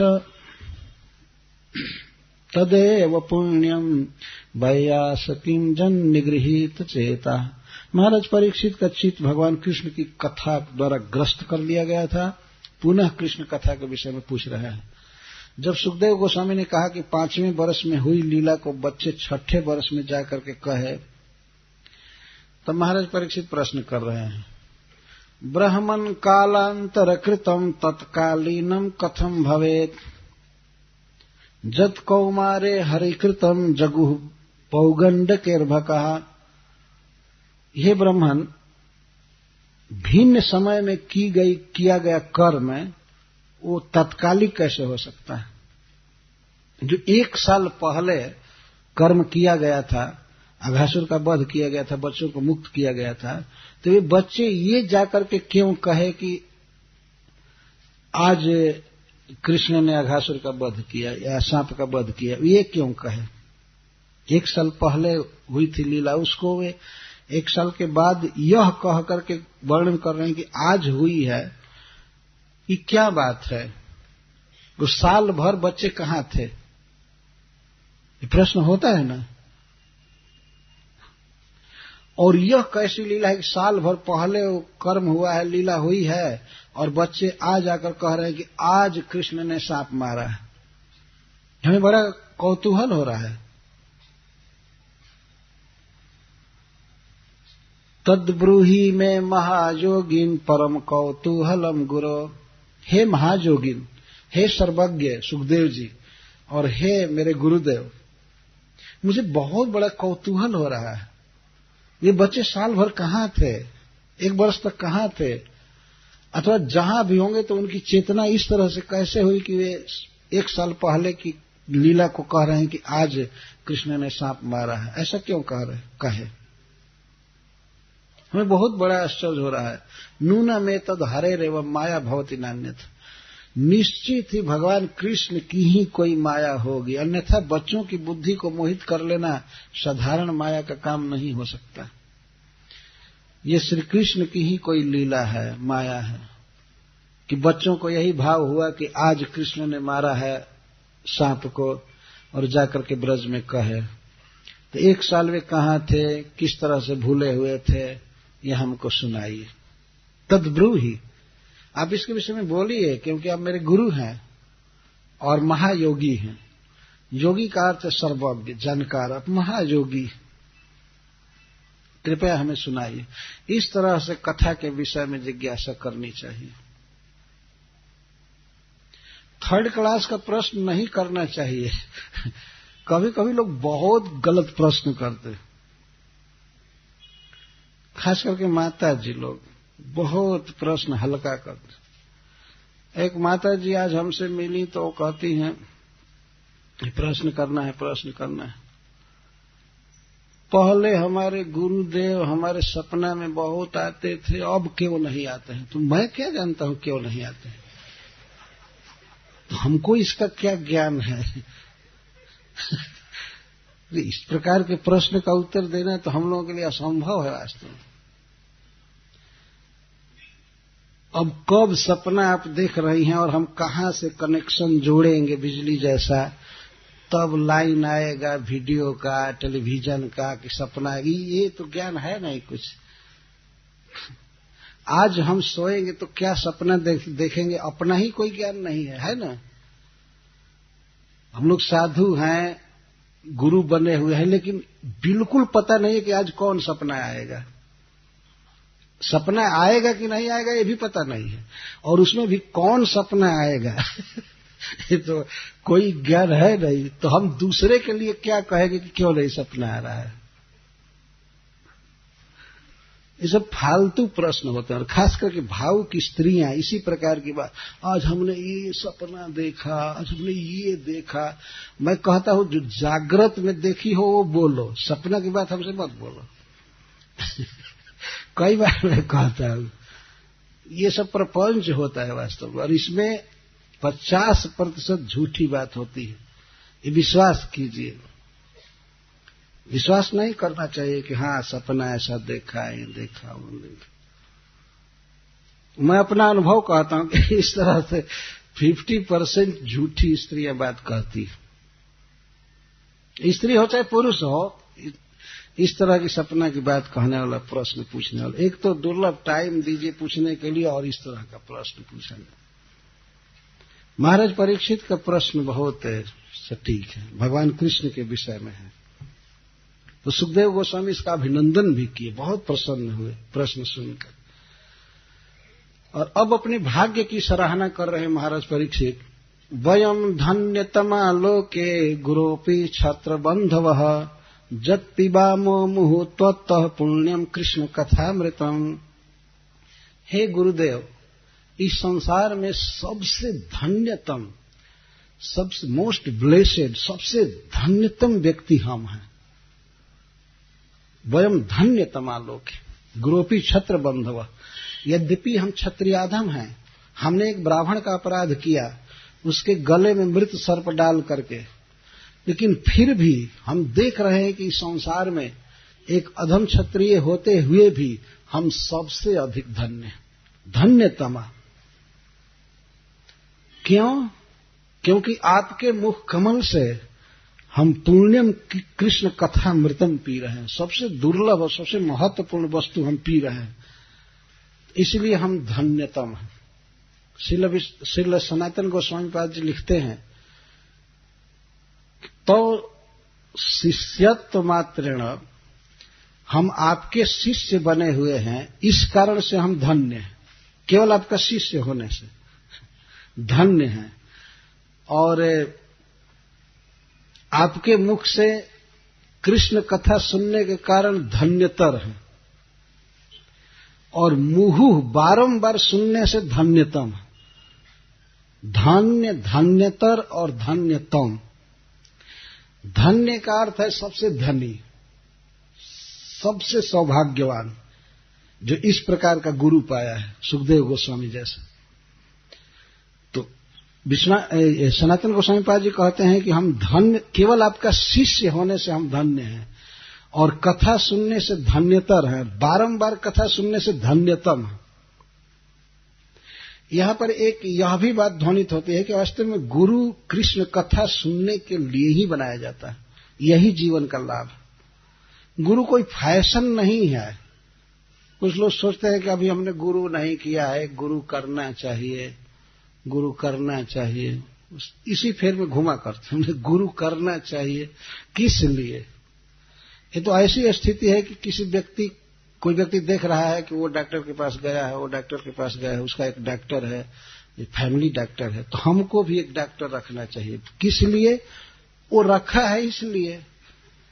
मान लीजिए उत्तर वो रखा है, वो अपने घर में एक डॉक्टर रखा है, कुत्ता रखा है, तो हमको भी एक रखना चाहिए। बिना जिज्ञासा के, बिना मतलब के, बिना विचार के, और गुरु चाहिए। तो इस तरह से ठग गुरु तो भरे ही हुए हैं। जितने शिष्य बनने के लिए लोग तैयार नहीं, उससे ज्यादा गुरु दुनिया में भरे पड़े। तो ऐसे ही मिलेंगे। तो गुरु चाहिए, गुरु चाहिए। गुरु बनता है कृष्ण के बारे में बताने के लिए। तो यहां पर श्रीपाद सनातन गोस्वामी की टीका के अनुसार मैं बोल रहा हूं, कहते हैं कि केवल आपका शिष्य होने से हम धन्य हैं, और आपके मुख से कृष्ण कथा सुन रहे हैं तो धन्यतर हैं, बारंबार कथा सुन रहे हैं इसलिए धन्यतम। हमारे समान सौभाग्यशाली व्यक्ति इस तीनों जगत में कोई नहीं। क्यों सौभाग्यशाली हैं? कि पी रहे हैं बारंबार कृष्ण कथामृत पी रहे हैं। इस संसार में सबसे दुर्लभ और महत्वपूर्ण वस्तु है कृष्ण कथामृत, ये पी रहे हैं, इसलिए हम धन्य। जो व्यक्ति भगवान की कथा को सुनता है उसके आगे धनी आदि क्या है? कुछ भी नहीं, इंद्र भी कुछ नहीं। ये सौभाग्य होता है व्यक्ति का। तो महाराज परीक्षित अपने को सबसे धन्य व्यक्ति कह रहे हैं, जबकि इनको 3 दिन के बाद मरना है। आप जरा विचार कीजिए, सम्राट पद पर हैं, ब्राह्मण का शाप हो चुका है, 3 दिन के बाद इनको शरीर अब छोड़ देना है। ये 10वें स्कंध कथा सुन रहे हैं और स्कंधों को पार कर चुके हैं, तो 3 दिन जीना है। और 3 दिन केवल जीने वाला व्यक्ति कह रहा है कि मैं सबसे भाग्यशाली व्यक्ति। दुनिया का सब कुछ तो छूट ही जाएगा, लेकिन कृष्ण कथा पी रहा हूं, कृष्ण कथामृत पी रहा हूं, और इसके द्वारा जो कृष्ण का स्मरण हो रहा है, कृष्ण की लीलाओं का संजोग हो रहा है, तो महाराज परीक्षित को दृढ़ विश्वास है कि मैं कृष्ण की लीला में प्रविष्ट होऊंगा, मैं जाऊंगा भगवान के पास। तो इससे बड़ा धन्य व्यक्ति कौन होगा? तो वयम धन्यतमा लोक। इस प्रकार से अपनी प्रशंसा के वाक्य बहुत कम जगह मिलते हैं, और ऐसा कहा जाए कि मैं धन्य हूं तब तो ठीक ही है, लेकिन वयम धन्यतमा, हम सबसे अधिक सौभाग्यशाली व्यक्ति हैं, क्योंकि हम आपके मुख से बारंबार कृष्ण कथा पी रहे हैं। तो इसके द्वारा सिद्ध है कि देखिए, चक्रवर्ती सम्राट होना या बहुत बड़े पद पर होना, मिनिस्टर होना, मंत्री होना, कुछ भी प्राप्त करना यह जीवन का सौभाग्य नहीं है। कृष्ण कथामृत को मुंह बारंबार पीना यही सबसे बड़ा सौभाग्य है। ये श्रीमद् भागवतम द्वारा सिद्ध हो रहा है। महाराज परीक्षित अपने विषय में कह रहे हैं कि हम सबसे बड़े भाग्यशाली। तो इस प्रकार जब उन्होंने प्रश्न किया, तो इस प्रश्न का उत्तर देने से पहले श्रील सुखदेव गोस्वामी को समाधि लग गई। इत्थम स्म पृष्टः सतु बादरायणी तत्स्मारितानंत हृताखिलेन्द्रियः कृच्छ्रात् पुनः लब्ध बहिर्दृशिः शनैः प्रत्याहतम भागवतोत्तमोत्तम। फिर सूत जी संबोधित कर रहे हैं शौनक जी को कि हे भागवतों में सबसे श्रेष्ठ शौनक जी। जब इस प्रकार से महाराज परीक्षित ने प्रश्न किया सुखदेव गोस्वामी से, तो सुखदेव गोस्वामी को वो लीला याद आ गई कि किस प्रकार भगवान श्री कृष्ण ही स्वयं बछड़ा बने थे और स्वयं गोप बच्चा बने थे और गौओं का और माताओं का स्तन पिए थे 1 साल तक। ये लीला याद आ गई तो उनकी बाहरी वृत्ति हर ली गई। प्रश्न को सुन करके वे समाहित हो गए, बाहर का ध्यान नहीं रहा, उनका मन भगवान की लीला। साल भर कहाँ थे, क्या कर रहे थे? साल भर भगवान कृष्ण बने हुए थे बछड़ा और बच्चे, और माताओं का गौओं का स्तन पिए थे, बहुत विहार किए थे। यह लीला स्मरण आते ही उनकी अखिल इंद्रिय हर ली गई। आंख खुली थी लेकिन बाहर देख नहीं रही थी, कान से सुन नहीं रहे थे, जिह्वा से बोलने की बात तो दूर रही। तो वे बिल्कुल समाधिस्थ हो गए। तो सभा में सन्नाटा छा गया कि अरे महाराज परीक्षित 3 दिन के बाद शरीर छोड़ेंगे, अब तो बताइए, ये कथा बंद हो गई। इतना सुंदर प्रश्न हुआ कि वक्ता भगवान की लीला में सन्निविष्ट हो गया। तो बड़े कष्ट से उनको बाहर वृत्ति में लाया गया। कृच्छ्रात, इसकी व्याख्या करते हुए श्रीपाद सनातन गोस्वामी कहते हैं कि कृच्छ्रात, वहां पर बहुत जोर से झांझ, करताल, मृदंग, भेरी, शहनाई आदि बजाए गए और कीर्तन जोर से चालू हुआ। सभा में जुटे हुए हजारों लोग कीर्तन गाने लगे, बहुत जोर की आवाज किए। तो कुछ देर के बाद तब सुखदेव गोस्वामी की बाह्य वृत्ति हुई। पुनः लब्ध बहिर्दृशि शनैः, धीरे धीरे बाह्य वृत्ति आई। तब वो देखे कि अरे मैं तो कथा कह रहा हूं। इस प्रकार का वक्ता हूं, भगवान की लीला में जिसका मन सन्निविष्ट हो गया पूरा। प्रश्न सुन करके कृच्छ्रात शब्द बड़े कष्ट से उन्हें बाह्य वृत्ति में लाया गया। भगवान की लीला का इतना आकर्षण था कि सुखदेव गोस्वामी अब बोल नहीं रहे थे, देख नहीं रहे थे, लेकिन परीक्षित जी को कथा सुनानी थी। इसलिए और लोगों ने, ऋषियों ने, नारद जी ने, वेदव्यास जी आदि सब ने मिल करके कीर्तन चालू किया। जोर जोर से कीर्तन, करताल, मृदंग आदि बजाए जा रहे थे, सब बाजे बजाए जा रहे थे। तब जाकर के धीरे धीरे बाह्य वृत्ति आई। जब बाह्य वृत्ति आई तब सुखदेव गोस्वामी महाराज परीक्षित के प्रश्न का अभिनंदन करते हुए बोले। 13वां अध्याय प्रारंभ हो रहा है। श्री शुक उवाच साधु पृष्टम महाभाग त्वया भागवतोत्तम जन्नूतनयसि सस्य शृण्वन्नपि कथां मुहुः। परीक्षित, तुम महाभाग्यवान हो और भागवतों में सर्वश्रेष्ठ। सुखदेव गोस्वामी इस तरह से महाराज परीक्षित की प्रशंसा कर रहे हैं। वास्तव में परीक्षित महाराज इस योग्य हैं। महाभाग, महान भाग्य है तुम्हारा। यह किस लिए कह रहे हैं? क्योंकि माता उत्तरा के गर्भ में ही तुमने भगवान का दर्शन प्राप्त किया, इसलिए तुम महाभाग्यवान हो। और कृष्ण कथा सुनने में तुम्हारी इतनी आसक्ति है, रुचि है, इसलिए तुम भागवतों में सर्वश्रेष्ठ हो। त्वया भागवतोत्तम, भागवतोत्तम का अर्थ है भागवतेषु उत्तम। समस्त भक्तों में परीक्षित महाराज सिरमौर हैं। ऐसा एक बार वर्णन चल रहा था, श्रील प्रभुपाद प्रवचन किए थे कई बार। तो एक बार उन्होंने कहा कि प्रहलाद महाराज भक्तों में दी बेस्ट है। प्रहलाद महाराज दी बेस्ट भक्त। तो एक बार वे युधिष्ठिर महाराज के विषय में कह रहे थे, तो कहते थे भक्तों में वे सबसे श्रेष्ठ, बेस्ट। इसी प्रकार और भी किसी की चर्चा कर रहे थे तो उन्होंने कहा कि वे भक्तों में श्रेष्ठ हैं, बेस्ट। अंत में उद्धव जी की चर्चा चली तो उनके विषय में प्रभुपाद जी ने कहा कि वो भक्तों में बेस्ट है। तो एक भक्त ने पूछा प्रभुपाद जी से कि आप इनको बेस्ट कह रहे हैं, उनको बेस्ट कह रहे हैं, उनको बेस्ट कह रहे हैं। तो प्रभुपाद जी कहे उद्धव जी के विषय में, yes he is the best of the best of the best. ऐसा कह, बेस्ट से नीचे कोई नहीं है, गुड बेटर कोई नहीं है, सब बेस्ट है भगवान के भक्त। महाराज परीक्षित दी बेस्ट भागवत, भागवतोत्तम। जीवन के प्रारंभ में ही भगवान कृष्ण का जिसे दर्शन मिला स्वयं ही, और जीवन के अंत में जो इस तरह कृष्ण कथा में रचा पचा है, ये चिंता नहीं कि शरीर चला जाएगा, राज चला जाएगा, परिवार छूटेगा, कोई बात नहीं। भगवान के कृष्ण कथा में मग्न है, इतनी आसक्ति। तो इसलिए भागवतोत्तम कह रहे हैं और महाभाग कह रहे हैं। क्यों तुम भागवतों में उत्तम हो, क्यों महाभाग्यवान हो? इसको एक और कारण से कह रहे हैं, जन नूतनयसी ईशस्य शृण्वन्नपि कथामुहुः। क्योंकि तुम ईशस्य परम ईश्वर भगवान श्री कृष्ण की कथा को शृण्वन्नपि बारंबार सुन करके भी नूतनयसी, नूतन बना रहे हो, नित्य नवीन बना रहे हो। ऐसा लगता है जैसे तुमने पहले कभी सुना ही नहीं। जब कृष्ण कथा में रुचि होती है तो व्यक्ति और सुनने की उत्कंठा करता है, लालसा करता है। तो उसे लगता है कि अभी तो मैं सुना ही नहीं, अभी तो मैं सुना ही नहीं, अभी तो मैं सुना ही नहीं। महाराज परीक्षित की यह दशा है।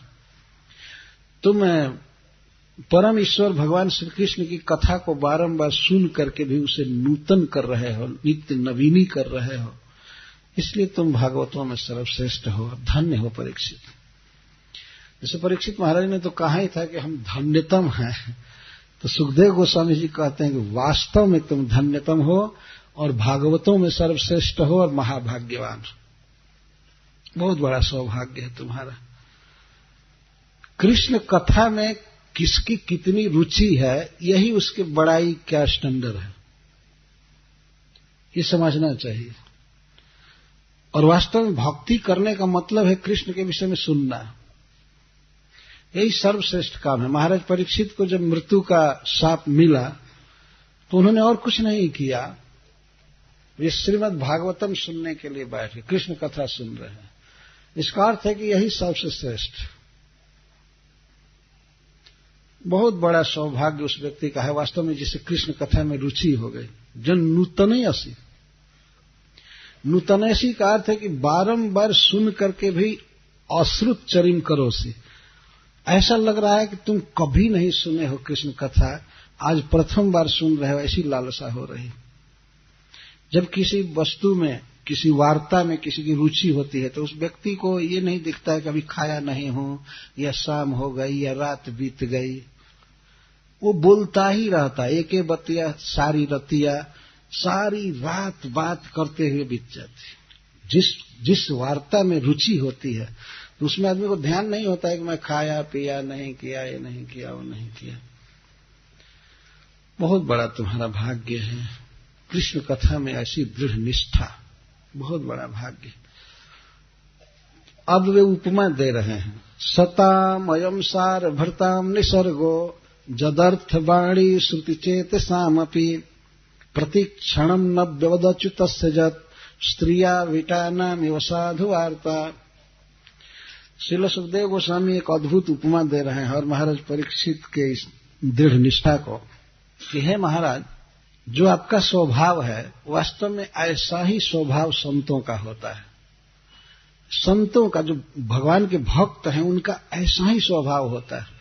साधारण भक्तों का भी, आप तो बहुत बड़े हैं, आपके विषय में तो कहना ही क्या, लेकिन सामान्य जो भक्त हैं कृष्ण के, उनकी भी यही प्रकृति होती है।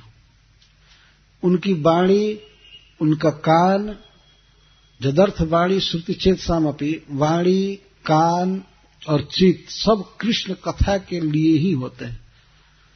वो कृष्ण कथा में चित्त लगाए रखते हैं, कान को लगाए रहते हैं, वाणी से बोलते रहते हैं। ठीक उस तरह से जैसे स्त्री लंपट पुरुष स्त्री की वार्ता में रस लेता है,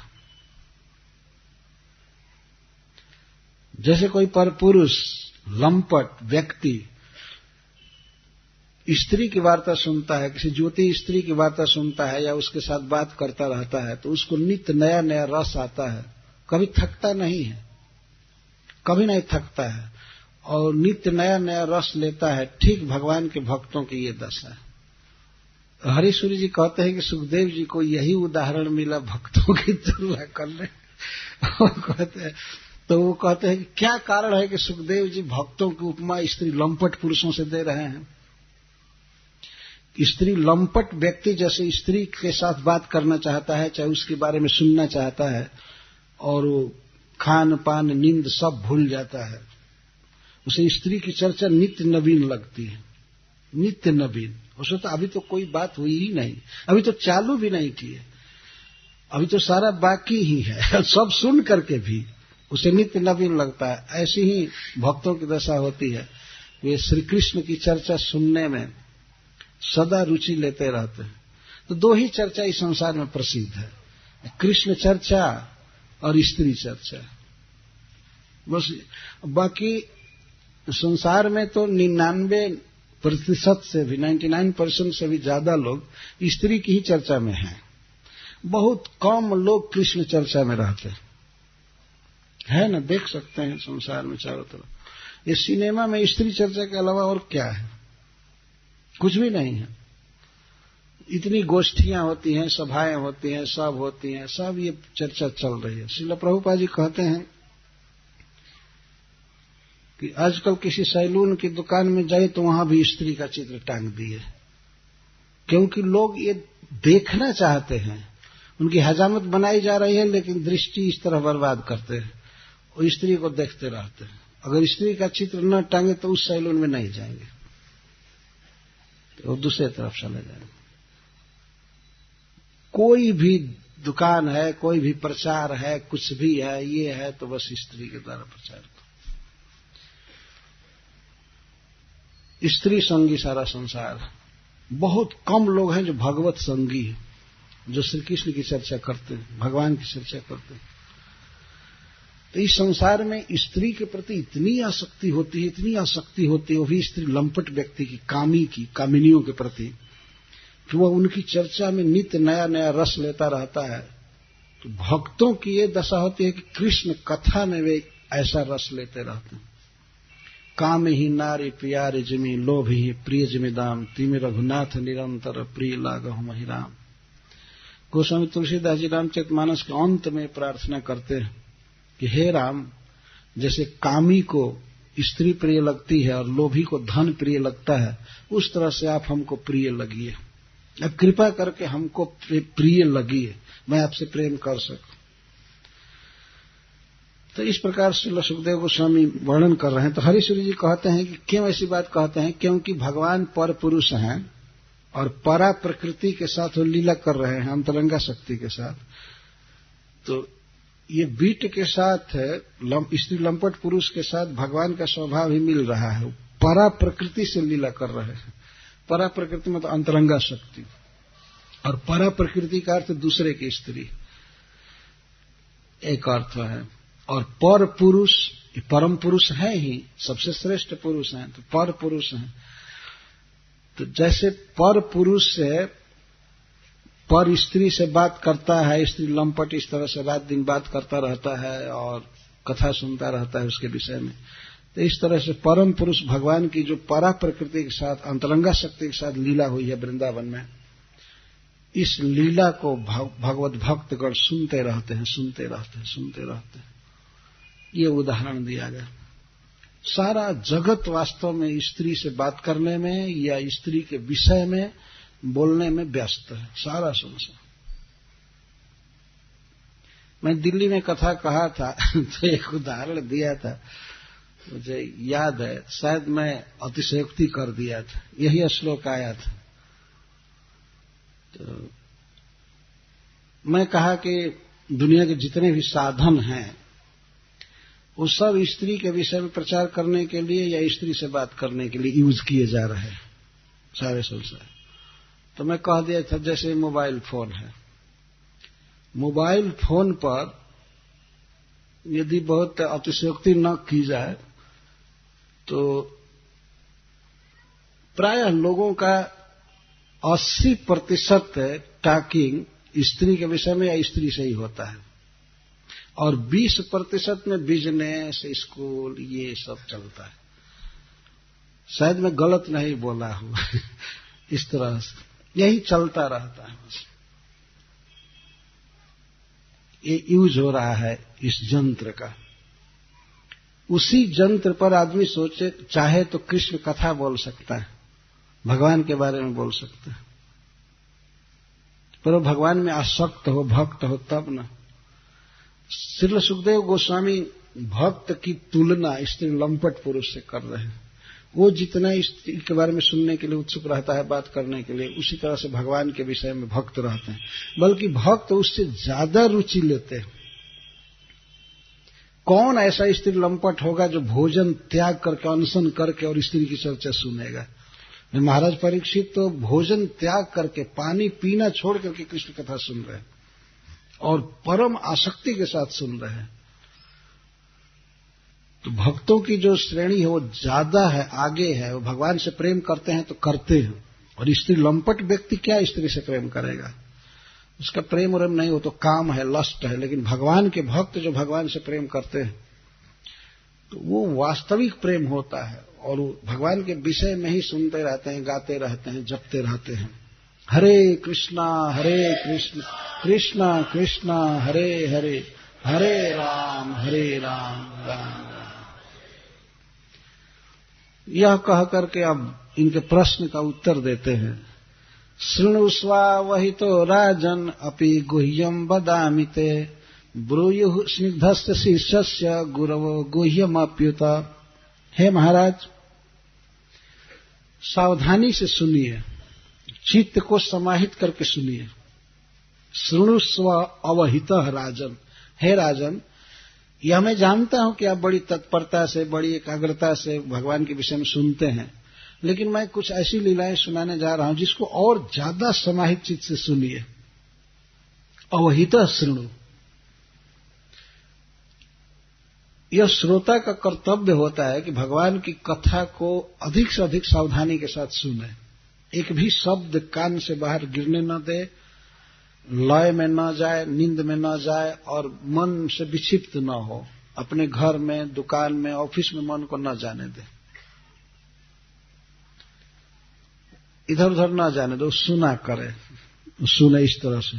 तो परीक्षित जैसे श्रोता को भी सुखदेव गोस्वामी कहते हैं कि हे राजन, समाहित चित्त से सुनिए। अपि गुह्यम वदामि ते, बहुत रहस्यमय कथा है, बहुत महत्वपूर्ण गुह्य कथा है।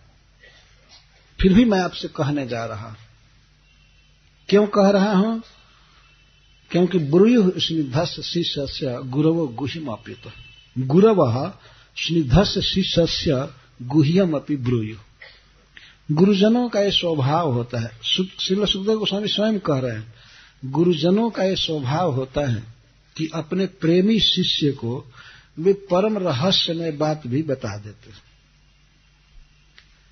ब्रूयुः स्निग्धस्य शिष्य से गुरवो गुह्यमप्युत। यदि कोई शिष्य प्रेमी है, स्निग्ध है, अनुगामी है, श्रद्धालु है, तो उसको कोई भी महत्वपूर्ण बात बताई जा सकती है भगवान के विषय में।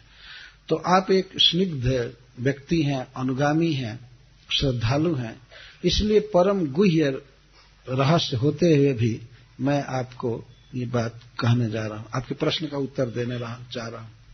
लेकिन इसको आप सावधानी से सुनिए। अब महाराज परीक्षित के लिए क्या सावधानी बाकी थी, पर ये ध्यान देने की बात है। यह शिक्षा परीक्षित महाराज के लिए नहीं है, वास्तव में हम लोगों के लिए है। भगवत कथा के लिए फुल अटेंशन चाहिए, पूर्ण अटेंशन चाहिए, तब कथा का आनंद आ पाता है, भगवान हृदय में प्रवेश करते हैं। तो श्रील सुखदेव गोस्वामी अब चालू करते हैं। तथाघ बदनान मृत्यो रक्षित्वा वत्स पालकान सरित पुलिनमानीय भगवानिदम अब्रवीत। मृत्यु स्वरूप अघासुर के पेट से बच्चों को और बछड़ों को लेकर के भगवान जमुना के पुलिन पर आए। सरित पुलिनम आनीय, सरित के पुलिन पर, जमुना के पुलिन पर ला करके बच्चों को, और भगवान ने इस तरह कहा। अब तो ये बात सभी बच्चे जानते थे कि हम एक अजगर के पेट में चले गए थे। बाद में भगवान ने कहा, बाप रे बाप, बहुत बड़े खतरे से बच गए, हमारे पिताजी ने बहुत पुण्य किया था, माँ जसोदा ने बहुत पुण्य किया था। इस तरह से वे बातों को कह रहे थे। और आप लोग भी बहुत भाग्यशाली हैं कि एक बार अजगर के मुंह में जा करके भी आप जी करके आ गए। भगवान जी नहीं कहते थे कि मर गए थे, बाद में कहेंगे। ब्रज में पहुंचने पर कृष्ण कहेंगे कि ये सब मर गए थे, पर भगवान की कृपा से जी गए, नारायण की कृपा से जी गए। ये मूल नारायण बोल रहे हैं कि नारायण की कृपा से सब जी गए। जिलाए तो ये हैं, तो सबको लाए बचा करके। अब सांप के मुंह से निकल करके बच्चे कितने सावधान हुए होंगे और जल्दी से जल्दी बछड़ों को लेकर के और भागना चाहते होंगे। इतना देर तक तो खेले थे, खेल खेल में ही वो अघासुर इनको निगल लिया था। ये स्वयं उसके मुंह में चले गए थे। और जो भोजन सामग्री थी, जो छींके थे, जिसमें दही भात और अचार वगैरह टांगा गया था, उसको लेकर के बच्चे वृक्ष में टांग दिए थे, जगह जगह वृक्ष में बांध कर रख दिए थे और खाली हाथ से खेल रहे थे। अब तक खाए नहीं थे। खेलने में एक तो रुचि थी, कृष्ण के साथ खेलने में देर हुई थी, और उसके बाद फिर अघासुर निकल गया था, उसमें कुछ देर हुई। एक सांप के मुख से निकल करके अभी भागे, बहुत चकित थे, डरे हुए थे। कृष्ण कहे, डरो मत, डरो मत, अब तो मर गया। तो सब चले, तो सबको लाए, चलो चलो जमुना के पुलिन पर ला करके यहाँ भगवान शायद कहे होंगे कि हाथ पैर धो लो अथवा नहा लो। एक सांप के मुंह से, उसे मरे हुए सांप से निकले हो तो स्नान कर लो। इसका तो उल्लेख नहीं है, लेकिन सरित पुलिनम आनीय, इतना सुखदेव जी कह रहे हैं। सरित के पुलिन पर भगवान लाए और ला करके ये बोले। कौन बोले? भगवान इदम अब्रवीत, भगवान यह बोले। यह भगवान का अर्थ है परम सुंदर, परम दयालु, बड़ी ही रसिकता पूर्वक, ममता पूर्वक बच्चों से बोल रहे हैं। बहुत सुंदर लग रहा है, इसलिए उनको भगवान कहा जा रहा है। भगवान यह बोले, अहोतिरम्यम पुलिनम वयस्यः स्वकेलि संपन्न मृदुलाच्छ बालुकम स्फुटत सरोगंधहृतालिपत्रिक ध्वनि प्रतिध्वान लस द्रुमाकुलम। हे मित्रों, ये जमुना जी का पुलिन कितना सुंदर है, देखो कितना सुंदर है। अहो अति रम्यम पुलिनम वयस्य, वयस्य माने हे मित्रों, हे मेरे साथियों, ये जमुना जी का पुलिन कितना सुंदर है। अति रम्यम, यह रमणीय अति रम्य है, यहां हम लोगों को रहना चाहिए, यहां खाना चाहिए। भगवान कहने लगे स्फुटत अहोति रम्यम पुलिनम वयस्य स्वकेली संपन्न मृदुलाच्छ बालुकम। हम लोगों की लीला के उपयुक्त अथवा जमुना जी की लहरों के द्वारा संवारा हुआ कितना सुंदर बालू है बैठने के लिए, कोमल बालू का, बहुत सुंदर। अच्छ बालुकम, अच्छ संस्कृत शब्द है, उसी को हिंदी में अच्छा कहते हैं। अच्छ बालुकम, सु अच्छ स्वच्छ, कितनी सुंदर बालुका है, सूक्ष्म कण है बालू का, और संवारा हुआ है जमुना जी के लहरों द्वारा, बहुत सुंदर। स्फुटत सरोगंध हृताली पत्रिका ध्वनि प्रतिध्वनि लसद्रुमाकुलम। और देखो यहां सरोवरों में और जमुना में कमल खिल रहे। स्फुटत सरोवर, प्रस्फुटित हो रहा है कमल, और कमल के सुगंध को लेकर के हवा चल रही है, पवन चल रहा है, उससे आकृष्ट होकर के भंवरे और पक्षी गुनगुना रहे हैं, गा रहे हैं, और उन पक्षियों की बोली जल पर टकरा रही है तो उसकी प्रतिध्वनि निकल रही है। चारों तरफ पक्षियों की आवाज भरी हुई है, भंवरों की आवाज भरी हुई है, भन भन भन भन, या कुहू कुहू इत्यादि। तो पक्षी बहुत सुंदर गा रहे हैं, भंवरे गा रहे हैं, सुगंध फैली हुई है, पानी बहुत अच्छा है, भूमि बहुत अच्छी है, हवा सब कुछ अच्छा है। अत्र भोक्तव्यम अस्माभिः दिवारूढ़ क्षुधार्दिता वत्सा समीपे पहपृत्वा चरन्तु शनका स्त्रीणम। तो मित्रों एक काम किया जाए, यहां हम लोगों को खाना चाहिए। अब पहले तो मन में संकल्प करके चले थे कि वन में भोजन करेंगे, लेकिन बीच में ये बच्चे ही भोजन बन गए थे घासुर का। तो भगवान कहते अत्र भोक्तव्यम अस्माभिः, अब यहां हम लोगों को खाना चाहिए, भोजन करना चाहिए। अस्माभिः अत्र भोक्तव्यम, अत्र जमुनायाः पुलिने भोक्तव्यम, यहां भोजन करना चाहिए। भगवान को ये चिंता है कि बच्चे भूखे, कितने स्नेह में भगवान हैं। यह नहीं कह रहे हैं कि हम भूखे हैं, ये कह रहे हैं कि हमको खाना चाहिए, लेकिन उनके लिए कहते हैं कि आप सब भूखे हैं, हम लोगों को यह खाना चाहिए, करना चाहिए। अथवा एक अर्थ ये भी है कि भगवान अपने साथियों को खिलाने के लिए स्वयं कह रहे हैं कि हम भूखे हैं, यहाँ खाना चाहिए, यहाँ भोजन करना चाहिए। इस पर एक बात का संकेत मिलता है कि भोजन का जो स्थान है वो सुगंधित होना चाहिए। जिस स्फुटत सरो गंध, कमल की गंध फैल रही है। भोजन बहुत शुद्ध स्थान में करना चाहिए, सुगंध हो और कोई डिस्टरबेंस ना हो, कोई कलह नहीं, आनंद में हो। झगड़ा करके भोजन नहीं करना चाहिए। अभी अपने पत्नी से लड़ाई करके और कहे कि लाओ खिलाओ, तो क्या खाएगा? तो गुस्सा में आदमी है तो वो खाएगा क्या? आनंद से खाना चाहिए। भोजन जब आनंद से किया जाता है, स्वाद के साथ, तो शरीर में बल की वृद्धि होती है। बहुत बहुत। और आसन कैसा होना चाहिए? बहुत कोमल आसन, ठीक से बैठे, नहीं कि शरीर में गड़ रहा हो, कुछ आसन कठोर हो तो ठीक नहीं। और टेबल पर, और डाइनिंग टेबल पर बिल्कुल नहीं खाना चाहिए, उस स्थान खाने का नहीं होता।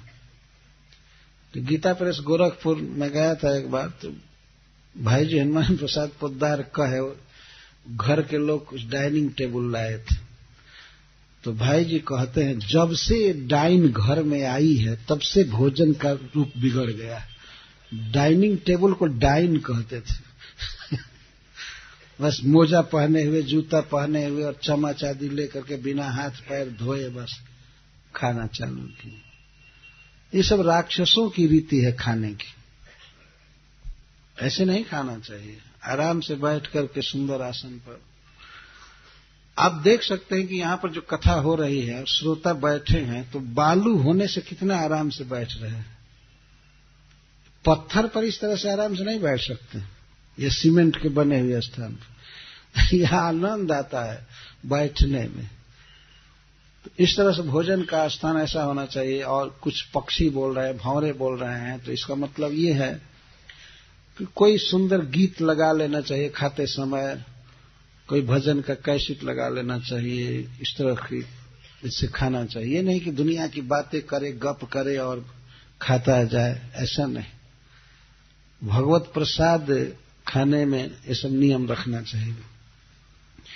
तो भगवान ने कहा कि अत्र भोक्तव्यम अस्माभिः दिवारूढ़म सुधारिता। देखो दिन चढ़ गया, हम लोग इसके पहले खा लेते थे, लेकिन आज दिन चढ़ गया, ऐसे फंस गए थे विपत्ति में, क्या करें। यहाँ खाओ खाओ खाओ कि पानी निकट है। भोजन में पानी की बहुत आवश्यकता होती है, तो पानी निकट है। वो बच्चे कोई गिलास लोटा लेकर नहीं गए थे, वो खाते थे और जाकर जमुना जी में से पानी पी लेते थे, बस हो गया। इतना संग्रह नहीं करना चाहिए कि 10-10 कटोरी और गिलास, उनको मांजने धोने में बहुत टाइम बर्बाद होता है। इसीलिए जो उच्च कोटि के साधक होते हैं वो लोग करपात्री हो जाते हैं। दोनों हाथों को जोड़े एक बर्तन बन जाता है, इसी से पी लेते हैं, इसी में खा लेते हैं, खो गया। जो विषयी लोग होते हैं बहुत सामान संचय करते हैं, ये सामान चाहिए, ये सामान चाहिए, और एक प्लेट में 10-20 कटोरियां रख देते हैं। ये सब फैशन है। ये भगवान कैसे खा रहे हैं आप लोग देखेंगे, सुनेंगे। तो उन्होंने कहा कि यहाँ हम लोग खाएं, यहाँ पानी है, शुद्ध हवा है, सुगंध है, जमीन बहुत अच्छी है, कोयल बोल रहे हैं, भंवरे गुनगुना रहे हैं, इस तरह से भोजन का स्थान है बहुत सुंदर, यहाँ हम लोग खाएं। दीवारूढ़, क्योंकि दिन बहुत चढ़ गया है, क्षुधार्जिता, और भूख भी लग गई है, भूख से व्याकुल हैं हम सब। कुछ बच्चों ने कहा कि और इधर भोजन में लग जाएंगे तो बछड़े तो चले जाएंगे इधर। तो भगवान ने कहा कि वत्सा समीपे पह पीत्वा चरंतु सनका स्त्रीणम।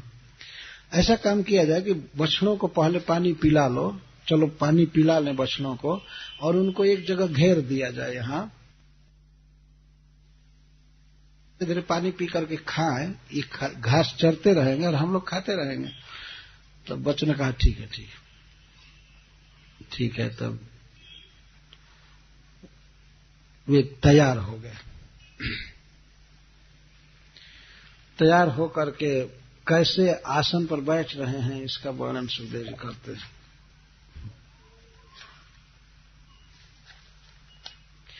कृष्णस्य विश्वपुरुराजिमण्डलैः अभ्याननाफुल्लदृशो व्रजार्भकः सहोपविष्टा विपिने विरेजुः छदा जथाम्भोरुह कर्णिकाय। भगवान के साथ जमुना के पुलिन पर बच्चे बैठ रहे हैं खाने के लिए। किस तरह से बैठे हैं इसका वर्णन श्रील सुखदेव गोस्वामी ने अद्भुत ढंग से किया है। कृष्णस्य विश्व पुरुराज मंडलई अभ्यानना फुल्ल दृश्यो ब्रजार्भक। कृष्ण बीच में बैठे हैं, बिल्कुल बीच में, और उनके चारों तरफ मंडलाकार पंक्ति में, कई पंक्तियों में बच्चे बैठे हैं। आपने कमल देखा है, श्रील सुखदेव गोस्वामी कहते हैं छदा जथाम्भोरुह कर्णिकाया। जैसे कमल की कर्णिका के चारों तरफ पत्ते होते हैं, छोटे छोटे बड़े बड़े बाल, इस तरह से कृष्ण के चारों तरफ बच्चे बैठे। कृष्ण बीच में बैठे, परम सुंदर भगवान बीच में बैठे हैं, और उनके चारों तरफ पहली लाइन में उनके 8 सखा बैठे, 8 सखा, और प्रत्येक को अभ्यानना। श्री कृष्ण ने अपना ऐसा ऐश्वर्य प्रकाशित किया कि प्रत्येक सखा को यही अनुभव हो रहा था, कृष्ण मेरे सामने बैठे। ऐसे देखने में दूसरे सखा को, हमने प्रत्येक सखा को यही अनुभव हो रहा है कि मैं कृष्ण के सामने बैठा। सर्वतः पाणिपादम तव सर्वतोक्षि शिरोमुखम। उपनिषद कहता है कि भगवान में सब जगह मुख है, सब जगह पैर है, सब जगह आंख है। ये श्रुति का वाक्य आज सत्य हो गया बिल्कुल। कोई नहीं देख रहा है कि मैं पीठ की तरफ बैठा हूं या मैं बगल में बैठा हूं। प्रत्येक बालक यही समझ रहा है कि मैं कृष्ण के बिल्कुल सामने बैठा हूं। तो पहले 8 सखा बैठे, इसके बाद 16 सखा बैठे, इसके बाद 32, इसके बाद 64, इस तरह से। और जैसे कमल की कर्णिका, जो मध्य भाग होता है उसको कर्णिका कहते हैं, कमल के फूल की। तो कर्णिका के बाद जो पत्ते होते हैं कमल के, तो पहले छोटे होते हैं और धीरे धीरे धीरे धीरे वो बड़े होते जाते हैं, ऐसे देखा गया। इस तरह से बच्चे बैठे थे। जो बड़ी उम्र के थे थोड़ा, वो किनारे किनारे बैठे थे, परंतु वे भी ये देख रहे थे कृष्ण मेरे सामने बैठे हैं।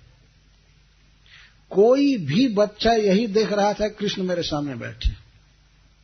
इस तरह से ये परिवेशन लीला हो रही है, बैठने की लीला, उपवेशन लीला भोजन के लिए।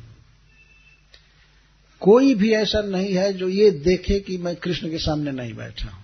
अभ्यानना, ये शब्द ध्वनित कर रहा है, अभी आनना। अभितः का अर्थ सम्मुख, सम्मुख आनना। प्रत्येक बच्चा अनुभव कर रहा है कि मैं कृष्ण के सामने बैठा हूं। यह भगवान का अद्भुत ऐश्वर्य।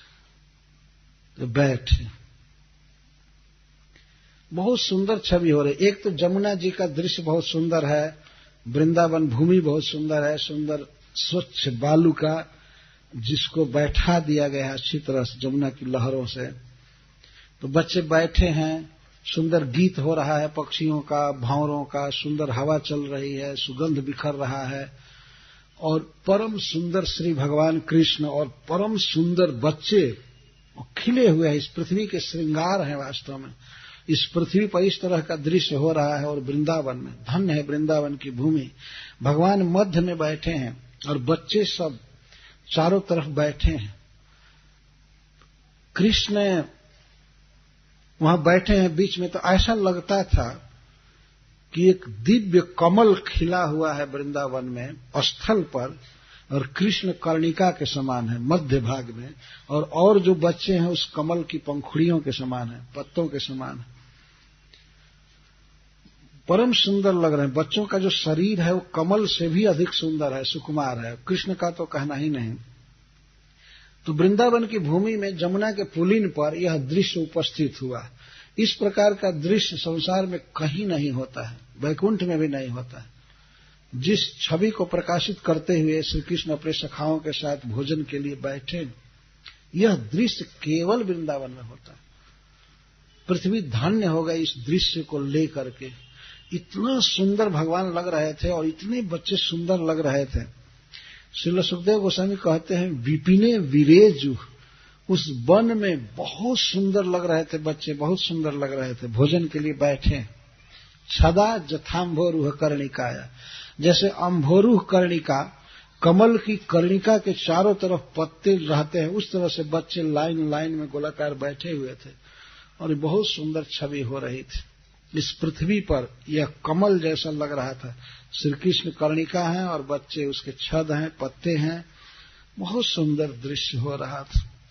बच्चे सारी सारी बैठे हैं और लाइन लाइन में, और किस तरह से वे बैठ करके भोजन कर रहे हैं। केचित् पुष्पैः दलैः केचित् पल्लवैः रंकुरैः फलैः सिग्भिः त्वग्भिः दृशद्भिश्च बुभुजुः कृतभाजनः। तो बच्चे अपने अपने घर से भिन्न भिन्न प्रकार के पदार्थ लाए थे। अपने छड़ी में, बेंत में सीके को लटका करके वे आते थे। बहुत सुंदर भोजन लेकर के आते थे, स्वादिष्ट ताजा भोर में बनाया हुआ भात और सजाव दही, ये मुख्य भोजन था। सजाव दही समझते हैं ना, जिसकी मलाई निकाली नहीं गई है, उबाल करके गाढ़ा दूध कर दिया गया है, उसका सारा घी माखन सब उसी में है। आजकल तो लोग कहते फैट नहीं चाहिए, सारा माल निकाल लो, हमको पानी दे दो। ऐसे इतने रोग हो गए हैं कि आदमी खा नहीं रहा। तो सजाव दही लेकर आते थे और भात बहुत सुंदर चावल का, और भी वस्तुएं रहती थी। अचार भी लेकर बच्चे आते थे घर से, कई प्रकार के भोज्य पदार्थ। बर्तन लेकर नहीं आते थे, नहीं कि घर से थाली बांधे और ढोए, बेकार। वो सब लेकर नहीं आते थे। इसलिए केचित पुष्पई फलई केचित पल्लवै अंकुरई, केचित पुष्पई दलई केचित पल्लवै अंकुरई फलई।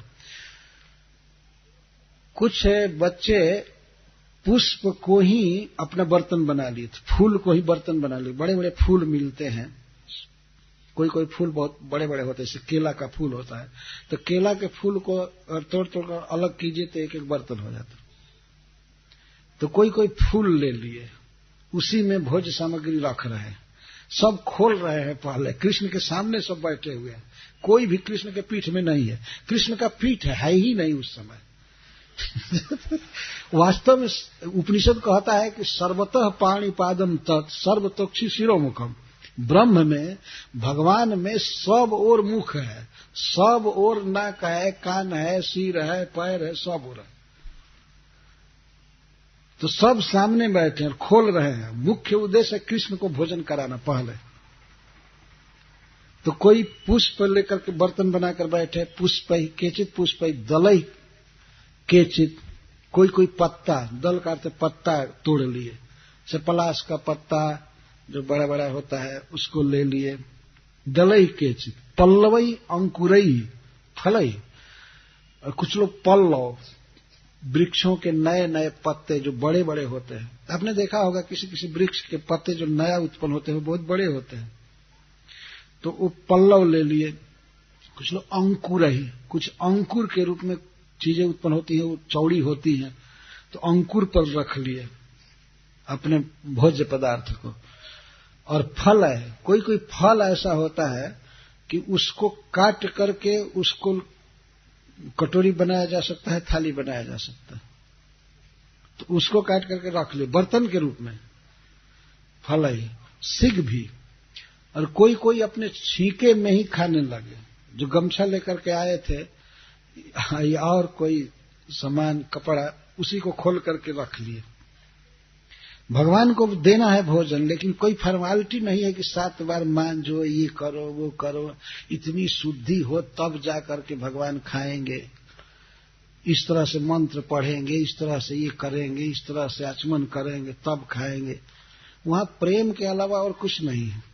प्रेम चाहिए, प्रेम के भूखे हैं भगवान।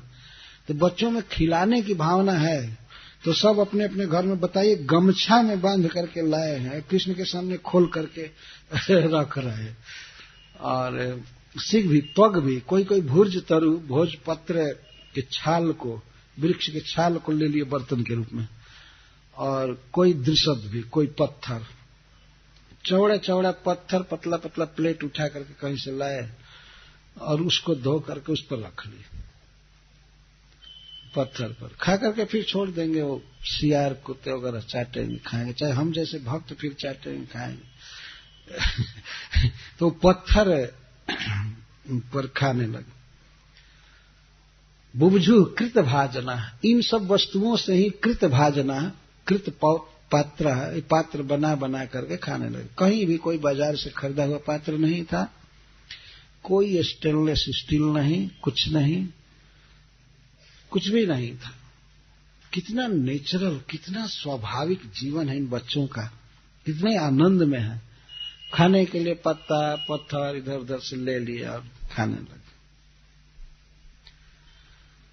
सर्वे मिथो दर्शयन्तः स्वस्व भोज्य रुचिम पृथक हसंतो हास्यन्तश्च अभ्यजहरु सहेश्वरा। और सब अपनी अपनी भोज्य रुचि दिखा रहे हैं। भोज्य रुचि का अर्थ है कोई भी बच्चा जब अपने घर का लाया हुआ सामान खोलता है तो पहले कृष्ण को नहीं खिलाता है, वो खा करके और कहता है बाप रे बाप, अमृत जैसा लग रहा है, इतना मीठा है, इतना मीठा है। तो कृष्ण कहते हैं दो दो दो, पहले दो दो, हमको दो, हमको दो। अरे बाप, इतना मीठा, इतना मीठा। इसलिए बोलता है कृष्ण मांगे, इसके आगे तो अमृत भी फीका है। क्या अमृत पिए हो, देखे हो? तुलना कर ले, कहता है ऐसा मैंने तो जीवन में कभी नहीं खाया था। बाप रे बाप, मैं तो किसी को नहीं दूंगा, मैं किसी को नहीं दूंगा, इतना अच्छा है, इतना अच्छा है। तो कृष्ण कहते मुझको भी नहीं दोगे? नहीं नहीं, तुमको तो बिल्कुल नहीं देंगे। बिल्कुल नहीं देंगे। देखते हो कितना थोड़ा है। अरे नहीं मित्र, थोड़ा सा दे दो, थोड़ा सा दे दो, दे दो, दे दो। नहीं देंगे। तो बोलते थोड़ा एक शर्त मैं मानूंगा तब दूंगा, एक शर्त रखूंगा, अगर मानोगे तो दे दूंगा। तो कृष्ण कहते ठीक है, ठीक है, अगर पूरा खाना हो तब तो ठीक है दूंगा, नहीं तो नहीं दूंगा। पूरा खाओगे? तो कृष्ण कहते हाँ पूरा खाऊंगा। तो कृष्ण को के मुख में वो देता है खाने के लिए। कृष्ण खाते हैं तो कहते हैं अरे बाप रे बाप, ये तो बहुत स्वाद है, बहुत स्वाद है, बहुत स्वाद है। तुम रोज ऐसा बनवा करके लाया करो, मैं रोज खाऊंगा, रोज खाऊंगा। तो वो कहता है रोज खाओगे पेटू कहीं के, रोज तुमको खिलाऊंगा। अरे आज दे दिया कि मैं रोज थोड़े खिलाऊंगा, ऐसा बात बोलो मत। हम कितने गरीब घर के ग्वाल है, तुम राजा के लड़के हो, कहते हैं रोज रोज खाओ। शर्म नहीं आ रही है? रोज नहीं लाऊंगा। अरे आज दे रहा हूं, खा लो, भरपेट खा लो, ठीक है, आखिर हमको भी तो चाहिए ना, हमको चाहिए ना। तो कृष्ण कहते हैं नहीं मित्र, मेरे घर का तुम खा लो। तो भगवान कृष्ण अपने हाथ से खिलाते हैं सखा को, प्रत्येक को। कृष्ण है एक ही, लेकिन प्रत्येक बच्चा यही देख रहा है कि मैं सामने बैठा, और सबके साथ यही लीला चल रही है। और बच्चे जो भी कृष्ण को खिलाते हैं, पहले वो जूठा करके खा करके देखते हैं कि खाने लायक है कि नहीं कृष्ण के, कहीं दही खट्टा तो नहीं है, कहीं कुछ तो नहीं है। तो खा करके तब कहता अरे ये तो बहुत अच्छा, बहुत अच्छा, और भगवान को खिला रहे। तो प्रेम के भूखे भगवान खा रहे हैं। किस तरह से श्री कृष्ण बैठे हुए हैं, इसका वर्णन सुखदेव जी करते हैं। और उन बच्चों के विषय में कहते हैं हसंत हास्यंतश्च, बच्चे खाते समय खूब हंसते थे और हंसाते थे। कभी कभी कृष्ण कहते थे देखो बानर कितना धैर्य रखे हैं, इनको शिक्षा दिया गया है, नहीं तो अब तक मानते, अब तक तो छीन करके चले जाते, लेकिन बानर कितने सभ्य हो गए हैं, चुपचाप प्रतीक्षा कर रहे। तो वो बच्चा जो साथ में बैठा है उधर देखने लगता है, तब तक कृष्ण अपना भोजन उसमें डाल देते हैं, क्योंकि ये बानर उच्छृंखलता छोड़ दिए हैं। नहीं तो ये कब का ले लियो, तो जल्दी जल्दी खाओ, नहीं तो ये बाद में लूट सकते हैं बानर। वो कुछ देखने लगते हैं तो कृष्ण अपना रख देते हैं, खासकर मधुमंगल जी के प्लेट में। मधुमंगल जी कहते हैं कृष्ण से छी छी, तुम गोप और मैं ब्राह्मण, तुम्हारा जूठा मैं खाऊंगा? छी छी, मेरी जाति का नाश कर दिया, जाति का नाश कर दिया, क्या करें। और खाता भी नहीं हूं तो दिन भर तो स्टार्विंग करना पड़ेगा, दिन भर तो भूखे रहूंगा, इसलिए क्या करूं, अब तो खाना पड़ेगा, लेकिन मेरी जाति गई, मेरा धर्म गया, सब गया। इस तरह से विनोद करते थे, हंसते थे। और हंसने में दही भात का छींटा भी पड़ जाता था इधर उधर, हंसने में कृष्ण पर भी पड़ता था। तो जो प्रभु यज्ञ भुग बाल के लिए, जो यज्ञों में भोजन करते हैं नहीं करते हैं, कोई ठीक नहीं रहता है। इधर से खूब वेद मंत्र पढ़ करके, शुद्धि अशुद्धि का विचार करके, देश काल आदि का विचार करके हवन होता है, पूजन होता है, लेकिन फिर भी वो नहीं आते हैं। और वही प्रभु बच्चों से छीन छीन करके खा रहे हैं। कोई बच्चा कुछ खा करके, रसगुल्ला या गुलाब जामुन जो भी खा रहा है, और खा करके संकेत करता बाप रे बाप इतना मीठा मीठा, बोला नहीं जा रहा है। तो कृष्ण उसको पकड़ करके कहते देना पड़ेगा, देना पड़ेगा, देना पड़ेगा। तो उसके मुख के पास अपना मुख लगा करके कहते हैं दो दो, और बच्चा देता है, भगवान खा लेते हैं। ब्रह्मा जी ये सब लीला देख रहे थे। ये बाप रे बाप, कोई झूठ का विचार नहीं, कोई विधि निषेध का विचार नहीं, भगवान इस तरह खा रहे। उसमें से जूठा खाने का तो कोई निषेध था ही नहीं, कई तरह से छीन करके खाना, हंसना, और बीच में कभी कभी कृष्ण खड़े हो जाते थे, नाचने लगते थे, कभी प्रशंसा करना, और कभी कभी किसी बच्चे के भोजन के कहते हैं अरे बाप रे राम राम सड़ा हुआ है, ये हम खाते हैं। ऐसे ही विनोद में कहते हैं, भोजन तो अमृत के समान है सब कुछ, लेकिन कभी कभी कृष्ण ऐसा कहते हैं। कोई बच्चे कहते छी छी, तुम्हारे तो ये तो देखने लायक नहीं, देखने लायक नहीं, बानर को दे दो, तो बानर को दे दो। तो वो बच्चा कहता है बानर को क्यों दे दूं, तुमको देना है तुम दो, हम नहीं देंगे, हम क्यों बानर को देंगे, कहाँ है बानर? तो भगवान दिखाता है उधर बानर है, तो वो अपना रख देता है कृष्ण को। कृष्ण कहते कौन डाला, कौन डाला, ये कौन डाला? सभी बच्चे कहते हमने नहीं, हमने नहीं। जो सामने बैठा कहता हमने नहीं, हमने नहीं। कौन डाला, कौन डाला? मैं यही तुम्हारे जूठे खाऊंगा। ये डाला, वो डाला, इस तरह से बहुत बहुत विनोद करते हैं, बहुत बहुत विनोद करते हैं। हसंत हास्यंत, हंस रहे हैं, हंसा रहे हैं, विविध प्रकार से हंसी हो रही है। श्रील विश्वनाथ चक्रवर्ती ठाकुर बहुत बहुत बात लिखे, क्या क्या हंसी हो रही है, कैसे कैसे हंसा रहे हैं भगवान, हंस रहे हैं, खा रहे हैं, बीच में खूब ठहाका लग रहा है, इसके बाद फिर खाते हैं। खा करके बात, वहां तो कोई ऐसा तो है नहीं कि अब ऑफिस पकड़ना है 10 बजे, जल्दी चलो ट्रैफिक जाम हो जाएगा, ये हो जाएगा। क्या आदमी भोजन करेगा जहां इतनी फुर्सत नहीं है? आदमी कभी कभी कहता है मरने तक की फुर्सत नहीं।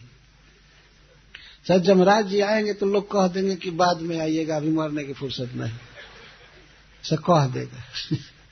तो मरने की पूरी फुर्सत हो जाती है, मरने से पहले अस्पताल में फुर्सत लेकर के चले जाते, बहुत फुर्सत रहेगी। ये आनंदमय जीवन है, भगवान के साथ इस तरह खेलना, खाना, नाचना। कभी कभी कोई बच्चे हाथ में दही भात का कौर लिए लिए थिरक थिरक कर नाचने लगते, फिर बैठते हैं, फिर खाते हैं। कोई बीच में जाकर जमुना में पानी पी करके आकर फिर बैठता है।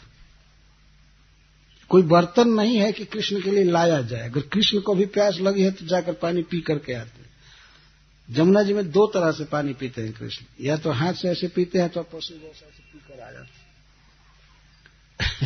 अपने अधरामृत का संजोग देते हैं भगवान, नदियों को, सरोवरों को, इस तरह से पीते थे। तो स्वस्व भोज रुचि में पृथक दर्शन, तो अपनी भोज रुचि दिखाते थे कि हमारा भोजन इतना अच्छा है, हमारा भोजन इतना अच्छा है, हमारा ये है, हमारा ये है, हमारा ये है। तो श्री कृष्ण कभी प्रशंसा करते थे, कभी निंदा करते थे, उनके सुख के लिए। कभी नाचने लगते थे, कभी विहार करने लगते थे, कभी कहते थे देखो ये कोयल कितना अच्छा बोल रहा है, बानर ये कर रहा है, वो कर रहा है, वो कर रहा है, तो तब उसका उठा कर ले लेते। कभी कभी उस बच्चे का उठा कर ले लेते थे। हमारा कौन लिया, हमारा कौन लिया, पता नहीं कौन डाल दिया। हमारे कृष्ण कहते थे हमारे प्लेट में कौन डाल दिया, हमको पता नहीं, हमारे पत्र में कौन डाल दिया। इस तरह से खा रहे थे। भगवान की छवि का चित्र खींचते हुए सुखदेव गोस्वामी कहते हैं, बिभ्रद वेणुं जठर पटयो श्रृंगवेत्रे च कक्षे वामे पाणौ मसृण कवलम तत्फलानंगुलेषु तिष्ठन् मध्ये स्वपरिसुहृदो हासयन्नर्मभिस्वहि स्वर्गे लोके मिशति बुभुजे यज्ञ भुग बाल के लिए। श्री कृष्ण बैठे हैं भोजन बीच में, बिल्कुल कैसे हैं? बिभ्रद वेणु जठर पटयो, अपने वेणु को, बांसुरी को अपने कमर में बंधे हुए दोनों कपड़े के बीच में खोस लिए। बांसुरी इधर उधर नहीं छोड़ते हैं, नहीं तो बच्चे चुरा लेते हैं, फिर बहुत परेशान करते हैं कृष्ण को। तो भोजन करते समय अपने बांसुरी को जठर पटयो, अपने जठर के, अपने पेट के दोनों पट में खोस लिए। उस समय एक तो धोती पहने हैं, और धोती पहन करके ऊपर से दुपट्टा बांधे हैं, तो 2 कपड़े हुए, तो दोनों कपड़ों के बीच में खोस लिए वेणु। बिभ्रद वेणु जठर पटयो, जठर पट में वेणु रखे हैं। श्रृंग वेत्रे च कक्षे, और सिंह तथा बेत को बाएं कुक्षी में दबा लिए हैं। इधर उधर नहीं रखे हैं कि ये बच्चे फेंक देते हैं, चुरा लेते हैं, बहुत परेशान करते हैं कृष्ण को। तो बेत को, जो बछड़ों को हाँकने के लिए था और बुलाने के लिए सिंह और बेत को बाएं कांख में दबा लिए कुक्षी में। सिंह वेत्रे च कक्षे बामे पाणव मसृण कवलम, और बाएं हथेली पर बहुत स्निग्ध दही भात का कवर है, जिस भात में घी मिलाया गया है, ताजा दही मिलाया गया है, और कुछ गुड़ मिलाया गया होगा, जो भी हो। ये दही भात और घी मिलाया गया, तो हाथ में मसृण कवल, बहुत स्निग्ध बहुत स्वादिष्ट कवल लिए हैं दही भात। बामे पाणव मसृण कवलम तत्फलानी अंगुलीसु, और अंगुलियों में उस दही भात के अनुसार खाए जाने वाले अचार खोसे हुए हैं, उसके फल से कहते हैं कि खिचड़ी के 4 यार होते हैं, पापड़, घी, अचार, क्या क्या। तो भगवान दही भात का कवर लिए हैं, तो दही भात के साथ और क्या क्या खाना चाहिए। तत्फलानी, उसके फल रखे हैं, अगर अदरक रखे हैं, टेटी का फल रखे हैं, नींबू रखे हैं, ऐसे अंगुलियों के संधि स्थान में वो फंसा लिए स्टैंड। ऊपर दही भात का कवर है और बीच बीच में अचार खोसे हैं, और ऐसे खा करके और तब अचार निकाल कर खा करके फिर खोस लेते हैं। इस तरह से कितना कम संग्रह है ईश्वर का, जिसने सारी दुनिया बनाया है, सारा जगत की सृष्टि किया भगवान ने, कितना कम संग्रह कर रहे हैं। हाथ पर दही भात का कवर है और उस कवर के अनुसार जो भोजन के अनुसार जो फल है, खट्टा, अचार वगैरह खोस लिए। 4 जगह खोसे हैं, 4 अचार, श्रीपाद सनातन गोस्वामी जी कहते हैं।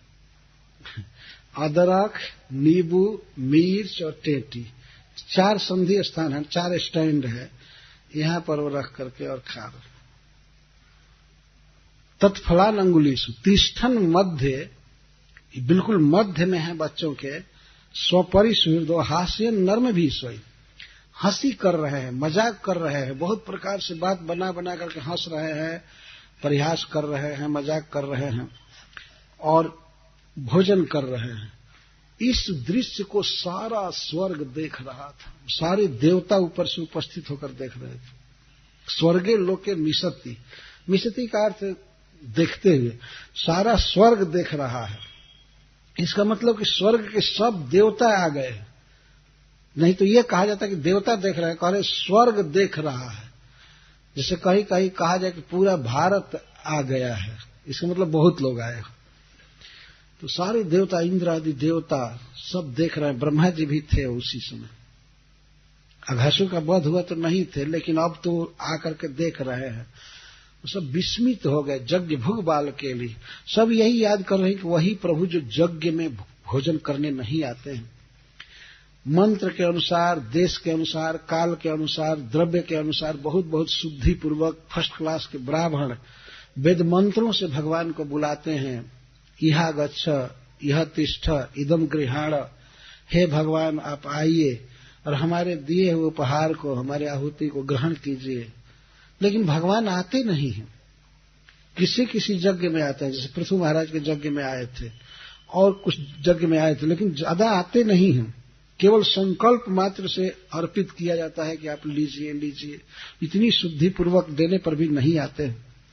वही भगवान इन गोप सखाओं के परिषद में इस तरह से खा रहे हैं, जूठा छिन छिन करके खा रहे हैं, जूठा खिला रहे हैं, कभी नाच रहे हैं, कभी गा रहे हैं, बातें बना रहे हैं। अद्भुत भगवान की लीला। इस तरह श्री कृष्ण बच्चों के साथ जमुना के पुलिन पर बैठकर भोजन कर रहे हैं। यह नित्य की लीला है, प्रतिदिन ऐसा भोजन होता था।